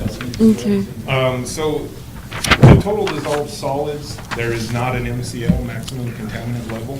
It is a recommendation, but it specifically states in our permit that there is no MCL for total dissolved solids. So we are not exceeding an MCL, we are going over a recommended limit. And then as far as chlorides go, and both of those are functions of the water coming in. Total dissolved solids is what's dissolved within the water. And the chlorides are also a function usually of what is within the water itself. And that's kind of the problem that has been plaguing this plant, I guess, from the beginning, is chlorides can be anything from water softeners dumping into the, into the effluent, stuff like that. So again, both of those are not specified within the permit saying that we are exceeding their limit. So it is Okay. not an action item, anything like that. It isn't a violation, is No. what you're saying? And then, I'm okay. If I can speak to that, I did look extensively into the permit. I did look extensively into the code. The chlorides are not specifically addressed in the Town of Edgewood code, but it does say that they're not addressed in the Town of Edgewood code. It says they do have to comply with the NMAC. I did look at the NMAC. That chloride limit is specifically set as a maximum 250. So technically, we are in violation of that chloride limit. And that enacts an action item? And what is the action? I'm just stating what is there. Right, so in working directly with NMED, they have stated that, yes, the total dissolved solids are high, but we are not in control of the water we are receiving. We are treating it to the best of our ability. With the chlorides, yes, they are high. We are treating them to the best of our ability. Now, there may be some future, one of the recommendations is a monitoring well, or technically 3 monitoring wells. It states that in the reply to our notice of violation, but that is the only thing ever mentioned about either total dissolved solids or the chlorides, as far as what actions we actually have to take. But And then, it's true that the UV system is not. Excuse me, Mr. Mayor, point of order. Yes, ma'am. I what believe, would the UV have to do with total dissolved solids or the chlorides? That's the law. It has- Can we get back to the matter at hand? Okay, Mayor, I just want to make a suggestion. I think that it would be helpful to collaborate with the wisdom. So if you two could get together at some point, I'm sure you'll be willing to listen to feedback. I'm sure you'll be willing to provide the feedback like you did in public comment. I just think that it would be helpful to dispel any, incorrect facts or rumors or, things like that. Mr. Bryce is a very intelligent individual. Yes. He's an engineer in concrete. I am a certified and licensed wastewater operator. Some of the things he stated up here are incorrect, and I would be more than happy to talk to him. And I have actually invited him out to the plant, and we've had discussion on this. This kind of blindsides me when he hits me with stuff like this. He never comes directly to me. I've never heard back from him since that original meeting. But again, he is a concrete engineer. When we're looking at concrete, I'm going to bow down to him and let him, follow his expertise. When it comes to wastewater, I'm your hired, your employed wastewater operator. I am here to do that job. I'm not a concrete engineer. So I just would like to state some of the things that he stated up here aren't exactly correct. So, but yes, I would be more than happy to meet with him. Sure. So thank you for that. I just wanted to make the recommendation that we're hearing the concerns and then addressing them maybe with that person or finding out, get to the bottom of those facts. If there is something in the NMAC that we're supposed to follow, well, let's address it, that type of thing. And then I do think that his point was valid about the report needing some more information, but I think that's a simple fix for you to just put I apologize for leaving off units of measure. Usually the people that are looking through these reports are very familiar with wastewater and, have a pretty good idea, but that is my fault. I apologize for leaving off units of measure. We are actually sampling every month. Our discharge permit says we only have to sample once a quarter, but we're trying to stay on top of it, be proactive as possible. Good. Good. Okay, thank you very much. Are you sampling at the sites now? Like, Can we wanted to time it? okay. Counselor Jaramillo, do you have anything else? I do, Mayor. Another question that came up. Thank you, Mike. I guess Sherry can ask you her question when it's her turn. Mr. Audio, I wanted to know if you have run across this situation before where there was a development and the conditions of that development were that there had to be a paved road, and now we're trying to do something different with the road. And also, Mayor, I know you said that you guys looked at this way at every different angle. Did we research that and see if there is some commitment on the town's part? I don't know on that, if they've looked through all that stuff. Carla, have you found anything on any of that? We've pulled all the files, I think, now that we can on Coyote Crossing, so we will certainly start to go through it one at a time, but it was going to the annex and pulling all the old files. Yeah.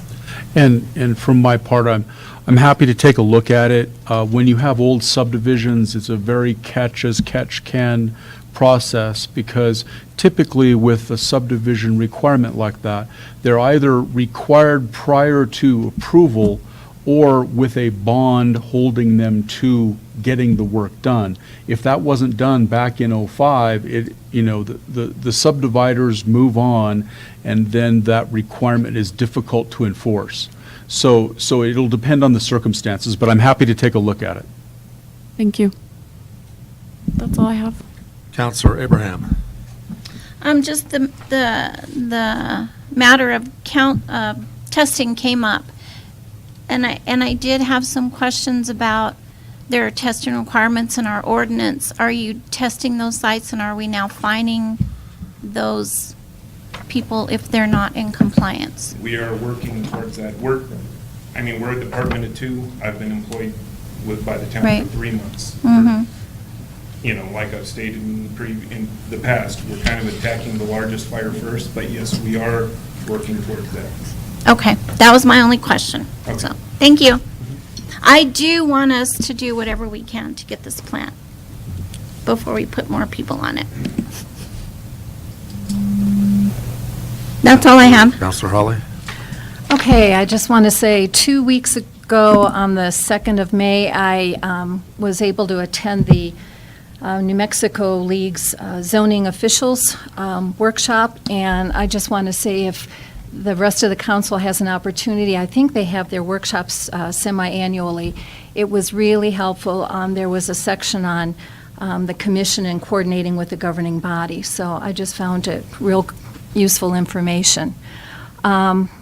Also, I had my citizen input meeting on May 4th, and I just want to say I appreciate those who attended, and it's a good opportunity, to have one-on-one and really get to know the folks in the community and their concerns. You're not limited to 3 minutes at the microphone at a council meeting. Also on last Saturday, the 11th, I participated in the spring cleanup over at Barrowhenge, and I just want to say thank goodness for all the rain, because it made it a lot easier to pull those weeds. There were a lot of weeds, and thank goodness for all the hands that came out to help also. There was a 4-H group that was there, so that's what I did on my Saturday. Last thing I want to say is I attended Moriarty High School's senior award ceremony last night, and I was honored to award $1,500 scholarship to a graduating senior by the name of Casey Armendariz. She plans to go into a healthcare profession, and she was selected by First Choice as a recipient of that scholarship. So that's all I've got. Thank you. Next item is matters from the clerk treasurer. Carla, what do you got? Nothing? All right. Matters from the mayor, I got a couple, 2 or 3 things. One is we got turned down on our request to join the hardship sale for the DOT when they get rid of their old equipment. And the reason they gave us was something we didn't know they had, but anyway, says here, entities shall be limited to 2 consecutive annual awards, and then a maximum 1-year restriction will be enforced to allow for fair, proper distribution. So it says here, we were awarded funding in 2017 and 2018. Something happened back in 2017, got lost in translation, and we didn't get to that one. Anyway, Carla called DOT and asked them, so then can we fall back to the entity sale? And she was told she can. We can. It'll be on July 10th up at that state yard. Mm-hmm. Yeah. Okay, that's a second. So we can go to that. We just don't have the voucher. What was my other stuff? I went to that NMLZO workshop. That was a good outfit. I would encourage all counselors and commissioners, everybody, to go to one of them. Randy Van Vleck gave most of it that we had that day, but it's all good stuff to know. What else did we have, Carla? I had something really quick. I looked up a question Counselor Jaramillo had earlier. That junior supplemental spending bill has to be expended by the end of fiscal year 2020. Yeah, about what she had figured. I didn't write it down, so I guess that's all I've got. Next item then is action items. First one up's discussion, consideration, action on the 2019-2020 interim budget. Council, you have before you what Juan prepared for us before he left. And essentially, it's the interim budget and the numbers he worked off of, the feedback he got from us there at the workshop, and from the public there on the first. So, Are there, I mean, I was looking at comparing this to the one that they gave us that day, and to me, it looks the same. that's what I say, it's basically what he So- came up with there. So we had the workshop and no changes were made? Not much, it was pretty much just a flat, keep it about where it is. There were a few little changes here and there. The police had some changes due to that, having to put the money in there for that returning patrolman and stuff, but it's a pretty flat budget. And Did we increase for the lean and cleans? I thought that we were going to do that. We did talk about that. yeah, I didn't see anything in there for that. Well, I think part of that too, if we were going to increase somewhere, we had to take from somewhere else, and I don't think we finished that conversation that day.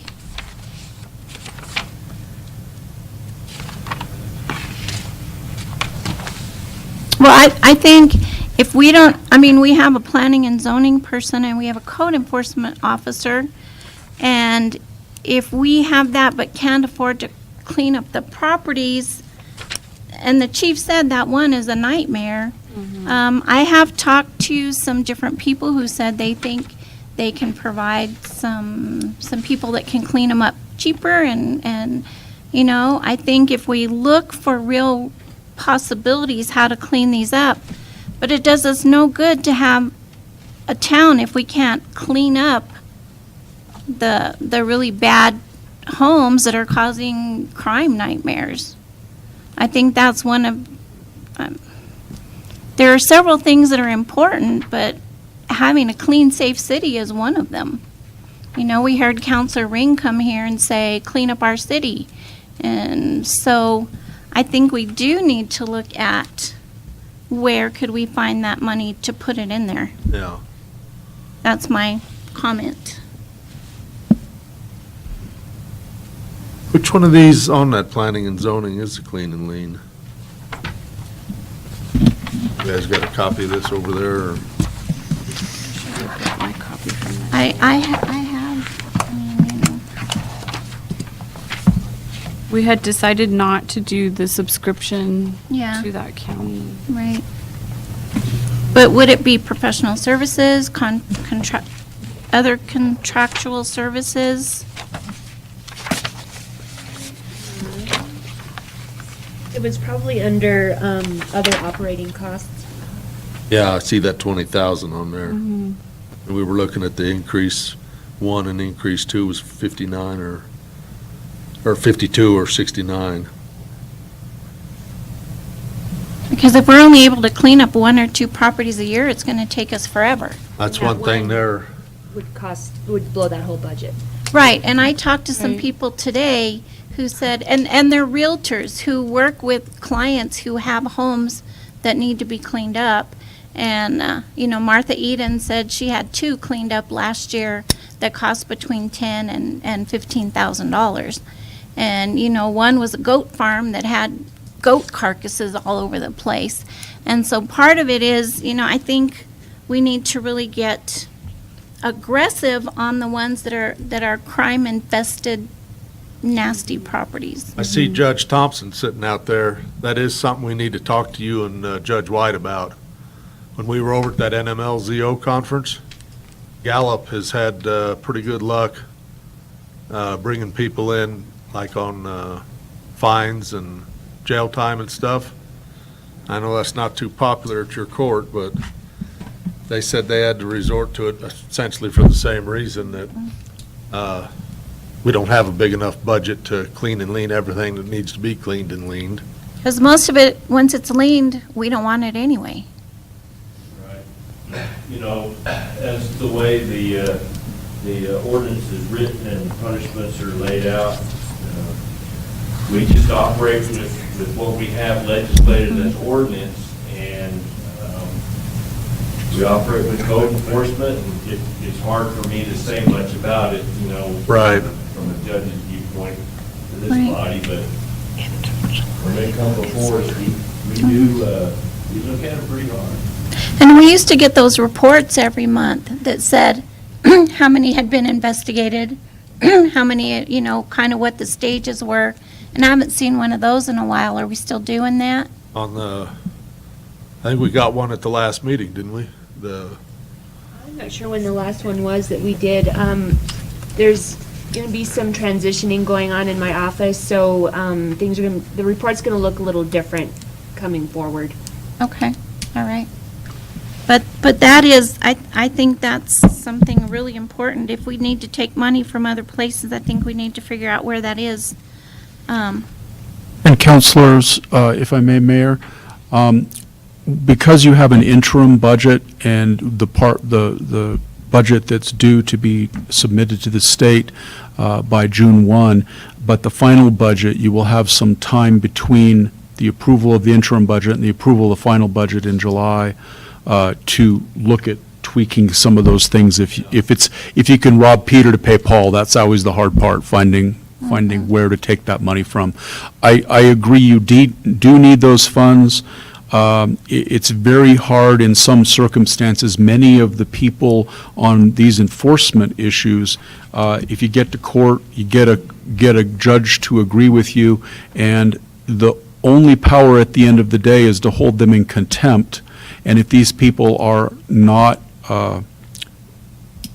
emotionally or mentally well, and part of the reason why they're living the way they do is because of that, it's really hard to enforce those. And that's why clean and lean is nice, but it is expensive. So it's tough.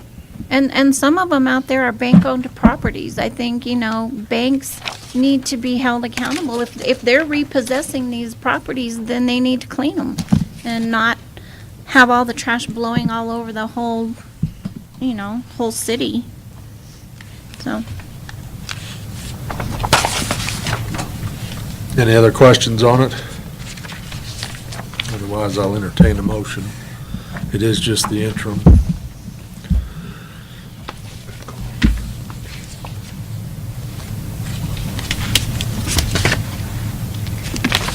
Mr. Mayor, I'd like to make a motion to approve the 2019-20 interim budget using the numbers in the finance requested column.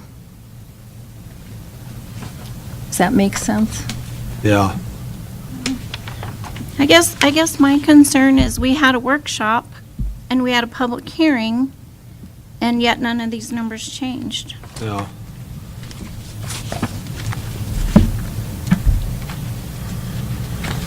Well, that's something we can work toward.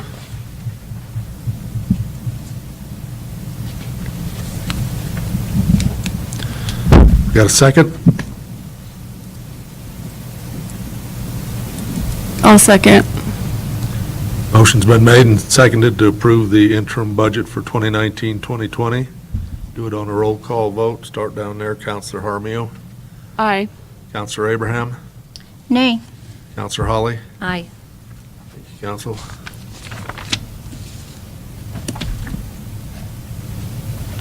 Next item is discussion, consideration, action on the financial report for month of April 2019.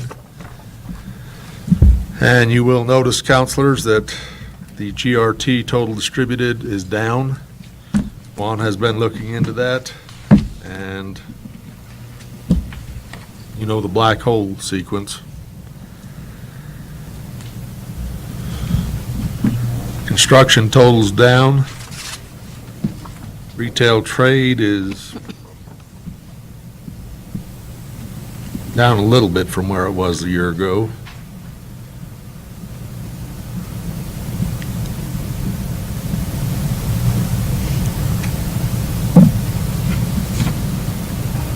That total muni share state GRT is down.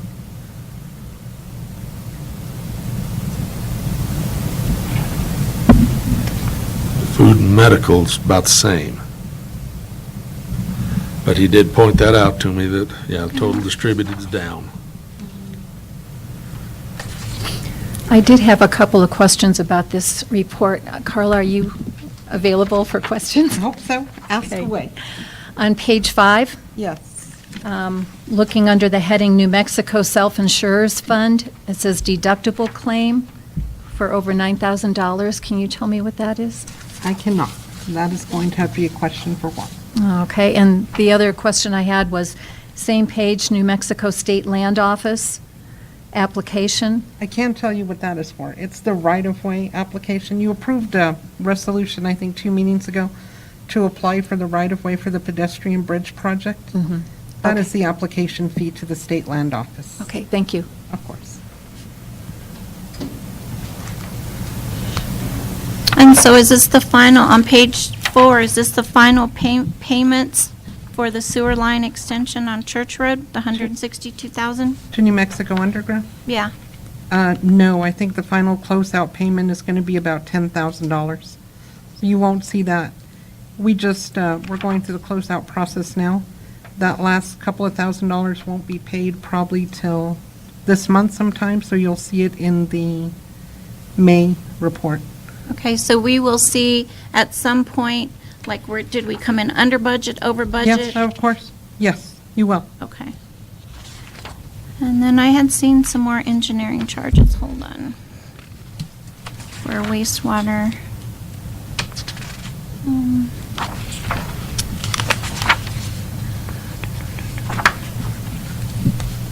And I was assuming maybe it was for the screen, whatever, we're doing now, but did we have additional, I can't find it now, what page?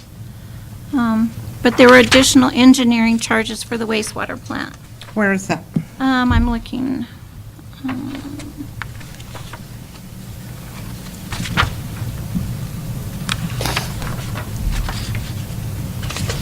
Who was it even to?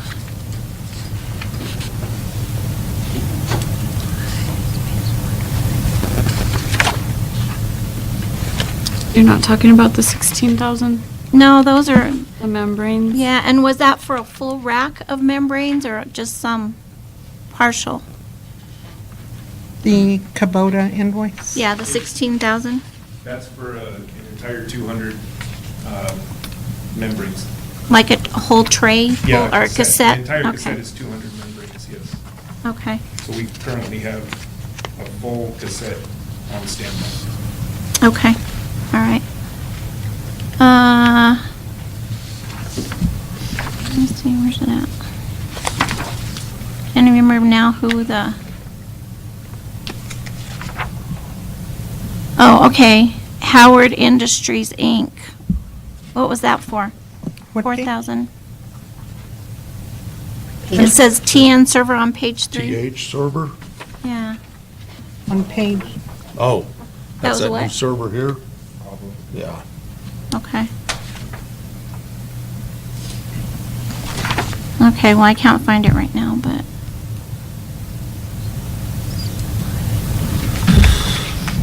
I'll entertain a motion on this one. Mr. Mayor, I make a motion, we accept the financial report for, April 2019. I'll second. Motion's been made and seconded to approve the financial report for the month of April 2019. Start over there in the middle, Counselor Abraham, Aye. Counselor Holly, Aye. Counselor Jaramillo. Aye. Thank you, Counsel.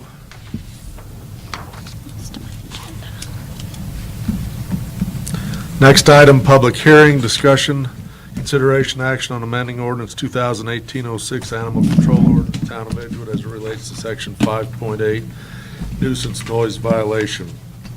This is a legislative public hearing, so we'll be having public involved in it here shortly, but basically go to page 38. And you can see the changes have been placed in there in red. And I think you all have this sheet here on your, they put it on the desk there. Part of this is to bring the animal control part of this noise or nuisance noise violation sort of to where it evens out with the one here from the zoning ordinance under performance standards, under noise. Back there, number 3, you got the between the hours of 7 p.m. and 7 a.m. Permissible sound level in a residential zone shall be reduced by 5 for impact noises. Chief, I think you, this is something that came up. So it doesn't have anything in here, so they just call them out all hours of the day and night? Yes, Mayor. So the original way it was written, it was left to the interpretation of whoever read it. Right. It didn't provide any decibel levels, and it still doesn't. We're still working on that. It didn't provide any time frames. It just, basically it states here, individuals that don't have it back there, it is unlawful for any owner to allow any of his or her animals common to their species or otherwise to disturb the peace and quiet of the inhabitants of the town of Edgewood. So with that, it was up to the individual person to decide what that disturbance was. Was that one bark at 10 o'clock in the morning? Was it constant barking for 30 minutes? What was it? So going a step in the right direction, we're trying to move 7 p.m. to 7 a.m., just a more traditional time frame to go in compliance with zoning right now as far as when it's disturbing the peace. I mean, dogs outside at 3 in the afternoon when the bus stop. Yeah. One resident we have, when the bus drops the kids off, the dogs are barking. We get a phone call saying dogs are barking. Your ordinance says they're not allowed to bark. Right. That's how they're interpreting it. So it's a simple move like that. Man, obviously, we're going to have to bring this back and try to decipher. And I know this was one of the points of contention when we were looking at this ordinance a while back, was how do we enforce a noise ordinance on this? Animals are animals. They're going to bark. They're going to, I don't know what other And animals can be. do you have something to measure how many decibels they're allowed? We do have a sound measuring device. Once again, we'd have to determine what that decibel level was and for how long it would be present, so. This there's is a an little bit of effort, work there. council, to try to cut down on the number of just calls all the time. It's 11 in the morning, there's a dog barking out here, come do something. It's like between 7 a.m. and 7 p.m., sometimes a dog's a dog. Yeah. And, you figure maybe middle of the day, I understand people, some of them can be at home and that, but Well, to my try to hus- cut down on them just almost harassing calls to animal control. My husband used to be a day sleeper, so this wouldn't have served him at all. Yeah. Anyway, that's the change, and it's to try to bring it kind of in coordination with the zoning ordinances, performance standards under noise, the 7 p.m. to 7 a.m. there. So that's what the change is, and as Chief has said, we may be back visiting it again on the decibel thing. Mayor, The original problem with this, and that's why on the old ordinance we replaced, they just flat out drove right through it, is because if you send somebody out there to listen or do their test or whatever, that's what sets the dog off. So it's kind of tough to sneak out there on the dog and monitor him without him getting stirred up. Well, but don't you think part of that is, I mean, if I'm out in my yard doing something, I don't want the neighbor's dog barking at me all day long and the whole time I'm out there either. So if it's a dog that's triggered by me being out in my yard, that could be a problem too. And I that's just where we'd have want- to differentiate between, I mean, it's hard to determine what's setting a dog off if it's a kid's getting off school bus, somebody walking their pet through the neighborhood, somebody being outside. It's a very hard section of the ordinance to interpret and enforce. Mm-hmm. And from what I understand, they would like you to come out flying on your dragon and just waste the guy that's got the dog. Well, they probably want you to waste the dog. Definitely the dog. But I mean, they want you to bring an M1 tank, a dragon, whatever you can come up with. I'm not in favor of this time restriction. I'm really not, because I think that they can be just as annoying during the day as they could be during the night. So that can cause a problem for day sleepers, for trying to do yard work, for, scaring people as they're walking by, whatever it is, right? So I think it would be more reasonable, some of the things that you have brought up, and Mr. Audio, I'd like to hear what you just said to him, but I do think it would be more reasonable for the decibels, or even like a time limitation, like if they're doing this for over 5 minutes or 10 minutes or something, that's more reasonable than hours of the day or night. So. And Mayor and councilors, I was just mentioning that it's inherently a difficult topic, and one of the things, you can work on better regulations, but at the end of the day, the problem is it's in the eyes of the beholder. Someone can be irritated by any noises that a dog's making, and other people will tolerate a whole lot more, and then the police are asked to come in, and the key is finding a way that there can be an objective measure for them to work with, which is really hard. The other issue, for example, Albuquerque actually developed a mediation program and for neighbor disputes. And one of the primary users were barking dogs, neighbors who had barking dogs and the neighbors who were reporting them. So it's just an intractable problem in towns. So I just told the chief I'm happy to work on it. This is a tool that is at least objective, is that you have a stricter standard at night. Now, you're absolutely right. It doesn't affect during the day if you've got a dog barking all day long. You should have a tool to address that, where the dog is just anybody, and if there's a recording, a judge could say, yep, that is not reasonable if that dog keeps barking all day long. So I'm happy to work on trying to get some more objective criteria.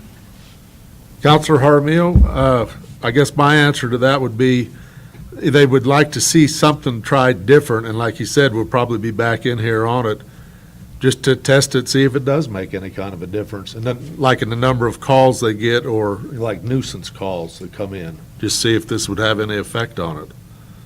But the way it reads, it makes it sound like that it's only at night that it's unlawful for them. But I think that it would be unlawful any time, not just at night. That's how it currently reads. So that's not. Get 1,000 calls out to one old house there over and over and over again. Mhm. And that's a valid problem, but I like council's suggestion of some sort of mediation or program to get those neighbors to figure something out, right? Instead of trying to change this. Well, the other problem out here is, okay, so we're limiting these dogs. What do you do about the coyotes howling all night, Well, they don't have an owner. We get calls on those as well, so. Yeah. It's just a problem, we're Right. forced into the middle of this. I would be more apt to think if a dog is barking for 15 minutes, that's a Right. dog that the owner obviously is not in control of that dog. You know, my dog barks for 5 minutes when he sees that a horse go down the street. But if I'm out there, the first thing I do is call him in, stop it, come in here. And I think this would lead to, if you have a nasty neighbor whose dog barks at you every time you're outside, this allows them to continue allowing their dog to harass you every time you're out in the yard. Because they'll be like, well, it's not at night, so Yeah. it's fine. That's the Um, problem I have with it. I have heard from one man who sent, I think, all of us emails about the neighbor's dog. That one's actually being addressed in court. Yeah. That one's coming to resolve soon. And it wasn't necessarily at night. It was in the day when the man was out trying to do stuff with his own animals. Yes. And so all that would do is allow that owner to go ahead and continue. And that one was actually cited under a different part of the ordinance. That wasn't part of the noise or anything. That one I'm- affected it with the wording Yeah. here. But I'm thinking like sustained barking, or if it's out there for, an hour barking, or not even an hour. I mean, 15 minutes of a dog just constantly barking when you're out in your yard is very annoying. If I'm out there barbecuing, I don't want the neighbor's dog out there barking at me the whole time. Or like my little dog, he was a terrier. Anytime the people next door were out there, he was barking at them, but I called him in and contained him. That's my responsibility, but he wasn't ever out there at night barking at them because he didn't go outside at night. So I could allow my dog to bug my neighbor all day long. And Chief, I would like to hear from you. You know what it's like under the current ordinance. If we made this change, how would that affect what your officers are dealing with? Give us a little more leeway as far as enforcement. I mean, we get called to our residents, and if we have video proof, and we encourage that individual over and over to record the nuisance barking, record it, wouldn't surrender. Finally, that individual gave us some photo or some videos of it. First thing we did, the very next day, was file charges in court. So we're willing to prosecute it, but we had to have some type of evidence. We get calls on a regular basis to that neighborhood that kids are about to get off the bus, dog's going to start barking. Well, we go to the area and they do, but they bark for 30 seconds to a minute. So, Yeah. I mean, do we set a time frame of 30 seconds, a minute, 5 minutes, 10 minutes? There's no guidance on it whatsoever. I mean, I think personally even 15 minutes would be way too long. yeah, it 5 would minutes be, would be way but too that, long. but that, maybe your neighbor's in the shower or something like that, Yeah. I It's- used to put my dog out and maybe I didn't notice he was barking, I but, think the current way it's written, like your concerns about from 7 to 7, or 7 PM to 7 AM, it's not allowed, but during the day it is allowed. Current way it's written, I feel like no barking is allowed, because they Yeah. call on the first one, and they complain about the Yeah. first one and said, your ordinance says that if it bugs me, you have to cite them, basically. Then I think we should So- change it to like a 15 minutes or 10 minutes or One 5 extreme minutes. to the other is what we're looking yeah, at. yeah. Because, having lived with somebody who was a day sleeper, the neighbor's dog could sit there and bark all day. Or if I'm out there mowing my weeds, the dog can bark at me for hours, or bark at my dog, or, We tried to concentrate more on the active hours of town from 7 AM to 7 PM, giving a little more leeway because you have more traffic, more people using trails around town, more kids out playing, stuff like that. So there's more stimulus, I guess, for the animals to be barking. So we expected a little bit more during those times. And during the afternoon, everything kind of calms down a little bit. So we were trying to go along those trains of thought. Okay. Well, those are my comments. It is a public hearing. Does anybody wish to speak to it? Okay, seeing none. What's your preference, council? I would like to send it back for work to see about doing like a time limit of a dog barking.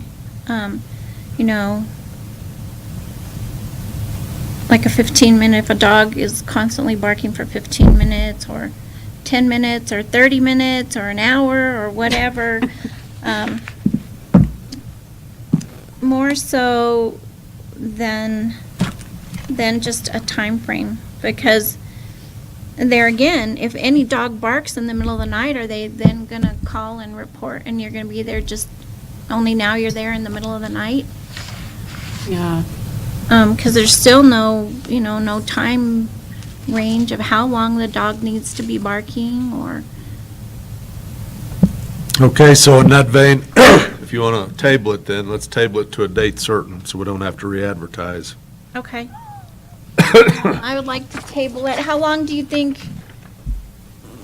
Yeah, I don't know, but looking at the current list of tasks over at the office, I mean, it's going to be a few weeks. I'd say a few weeks before we can even touch it, so I'd say a month out or so.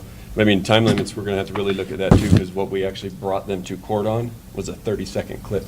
So Okay. even if we said 5 minutes, now that dog didn't meet that, so we wouldn't be able to enforce it. Well, and I understand So we're not it's- gonna be able to it's do rough all of them, but, if we can cut down on some of the calls, Yeah. say, send me a video or an audio of that dog barking for 5 minutes, 10 minutes nonstop, then we'll look at it, then we'll come out, something like that. I can see the one we're talking about over there, out there annoying the damn thing for 15 minutes. Come on, come on. You just got one more minute to go, come on. Well, and- Oh, now you shut up. And you're gonna have neighbors that are gonna do that kind of stuff, and we can't stop that by any kind of ordinance, just because you have a nasty neighbor. But I would do it until the middle of mid-June. Is that gonna give It should you give us, the 17th, No, it'd be the 19th. the 19th? Okay, I can't see the calendar from here. The middle. Okay, the 19th, the meeting for the 19th. Table this until then. So make the motion for that. Okay, Mr. Mayor, I make a motion that we continue looking at the noise violation in the animal control ordinance, and to do a little bit more research and bring this back as a public hearing on June 19th. Got a second? I'll second.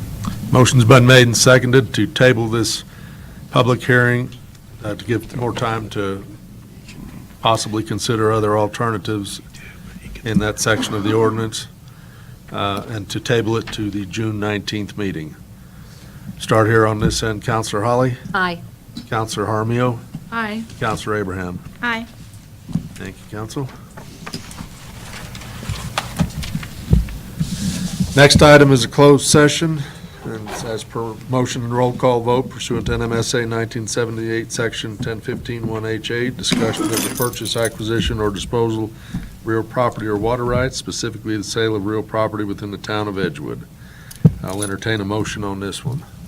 Mr. Mayor, I make a motion, we go into closed session pursuant to NMSA 1978, Section S1015-1H8, to discuss the purchase, acquisition, or disposal of real property or water rights, specifically the sale of real property within the town of Edgewood. Got a second? Second. Motion's been made and seconded to go into closed session pursuant to NMSA 1978, Section 1015-1H8. Discussion of the purchase, acquisition, or disposal of real property or water rights, specifically the sale of real property within the town of Edgewood. Do it on a roll call vote. Start here. Counselor Holly? Aye. Counselor Abraham? Aye. Counselor Harmio? Aye. None of us even noticed. Okay, let's come back into open session. I'll entertain a motion. Mr. Mayor, I make a motion, we come back into open session. I second. Motion's been made and seconded to come back into open session. Do a roll call vote. Start down there. Counselor Harmio? Aye. Counselor Abraham? Aye. Counselor Holly? Aye. The next thing would be to do the affirmation of what was discussed. I'll entertain a motion to that effect.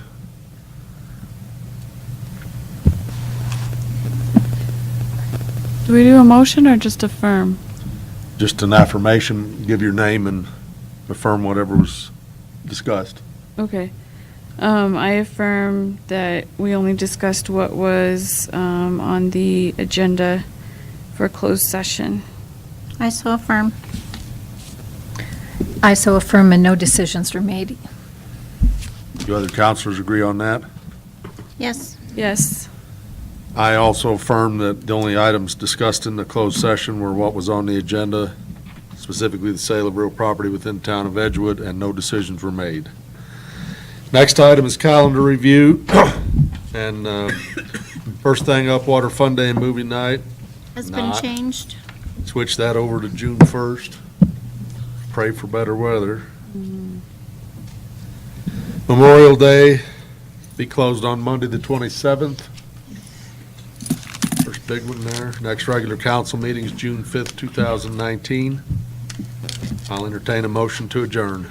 Make a motion, we adjourn. Second. Motion's been made and seconded to adjourn. All in favor, say aye. Aye.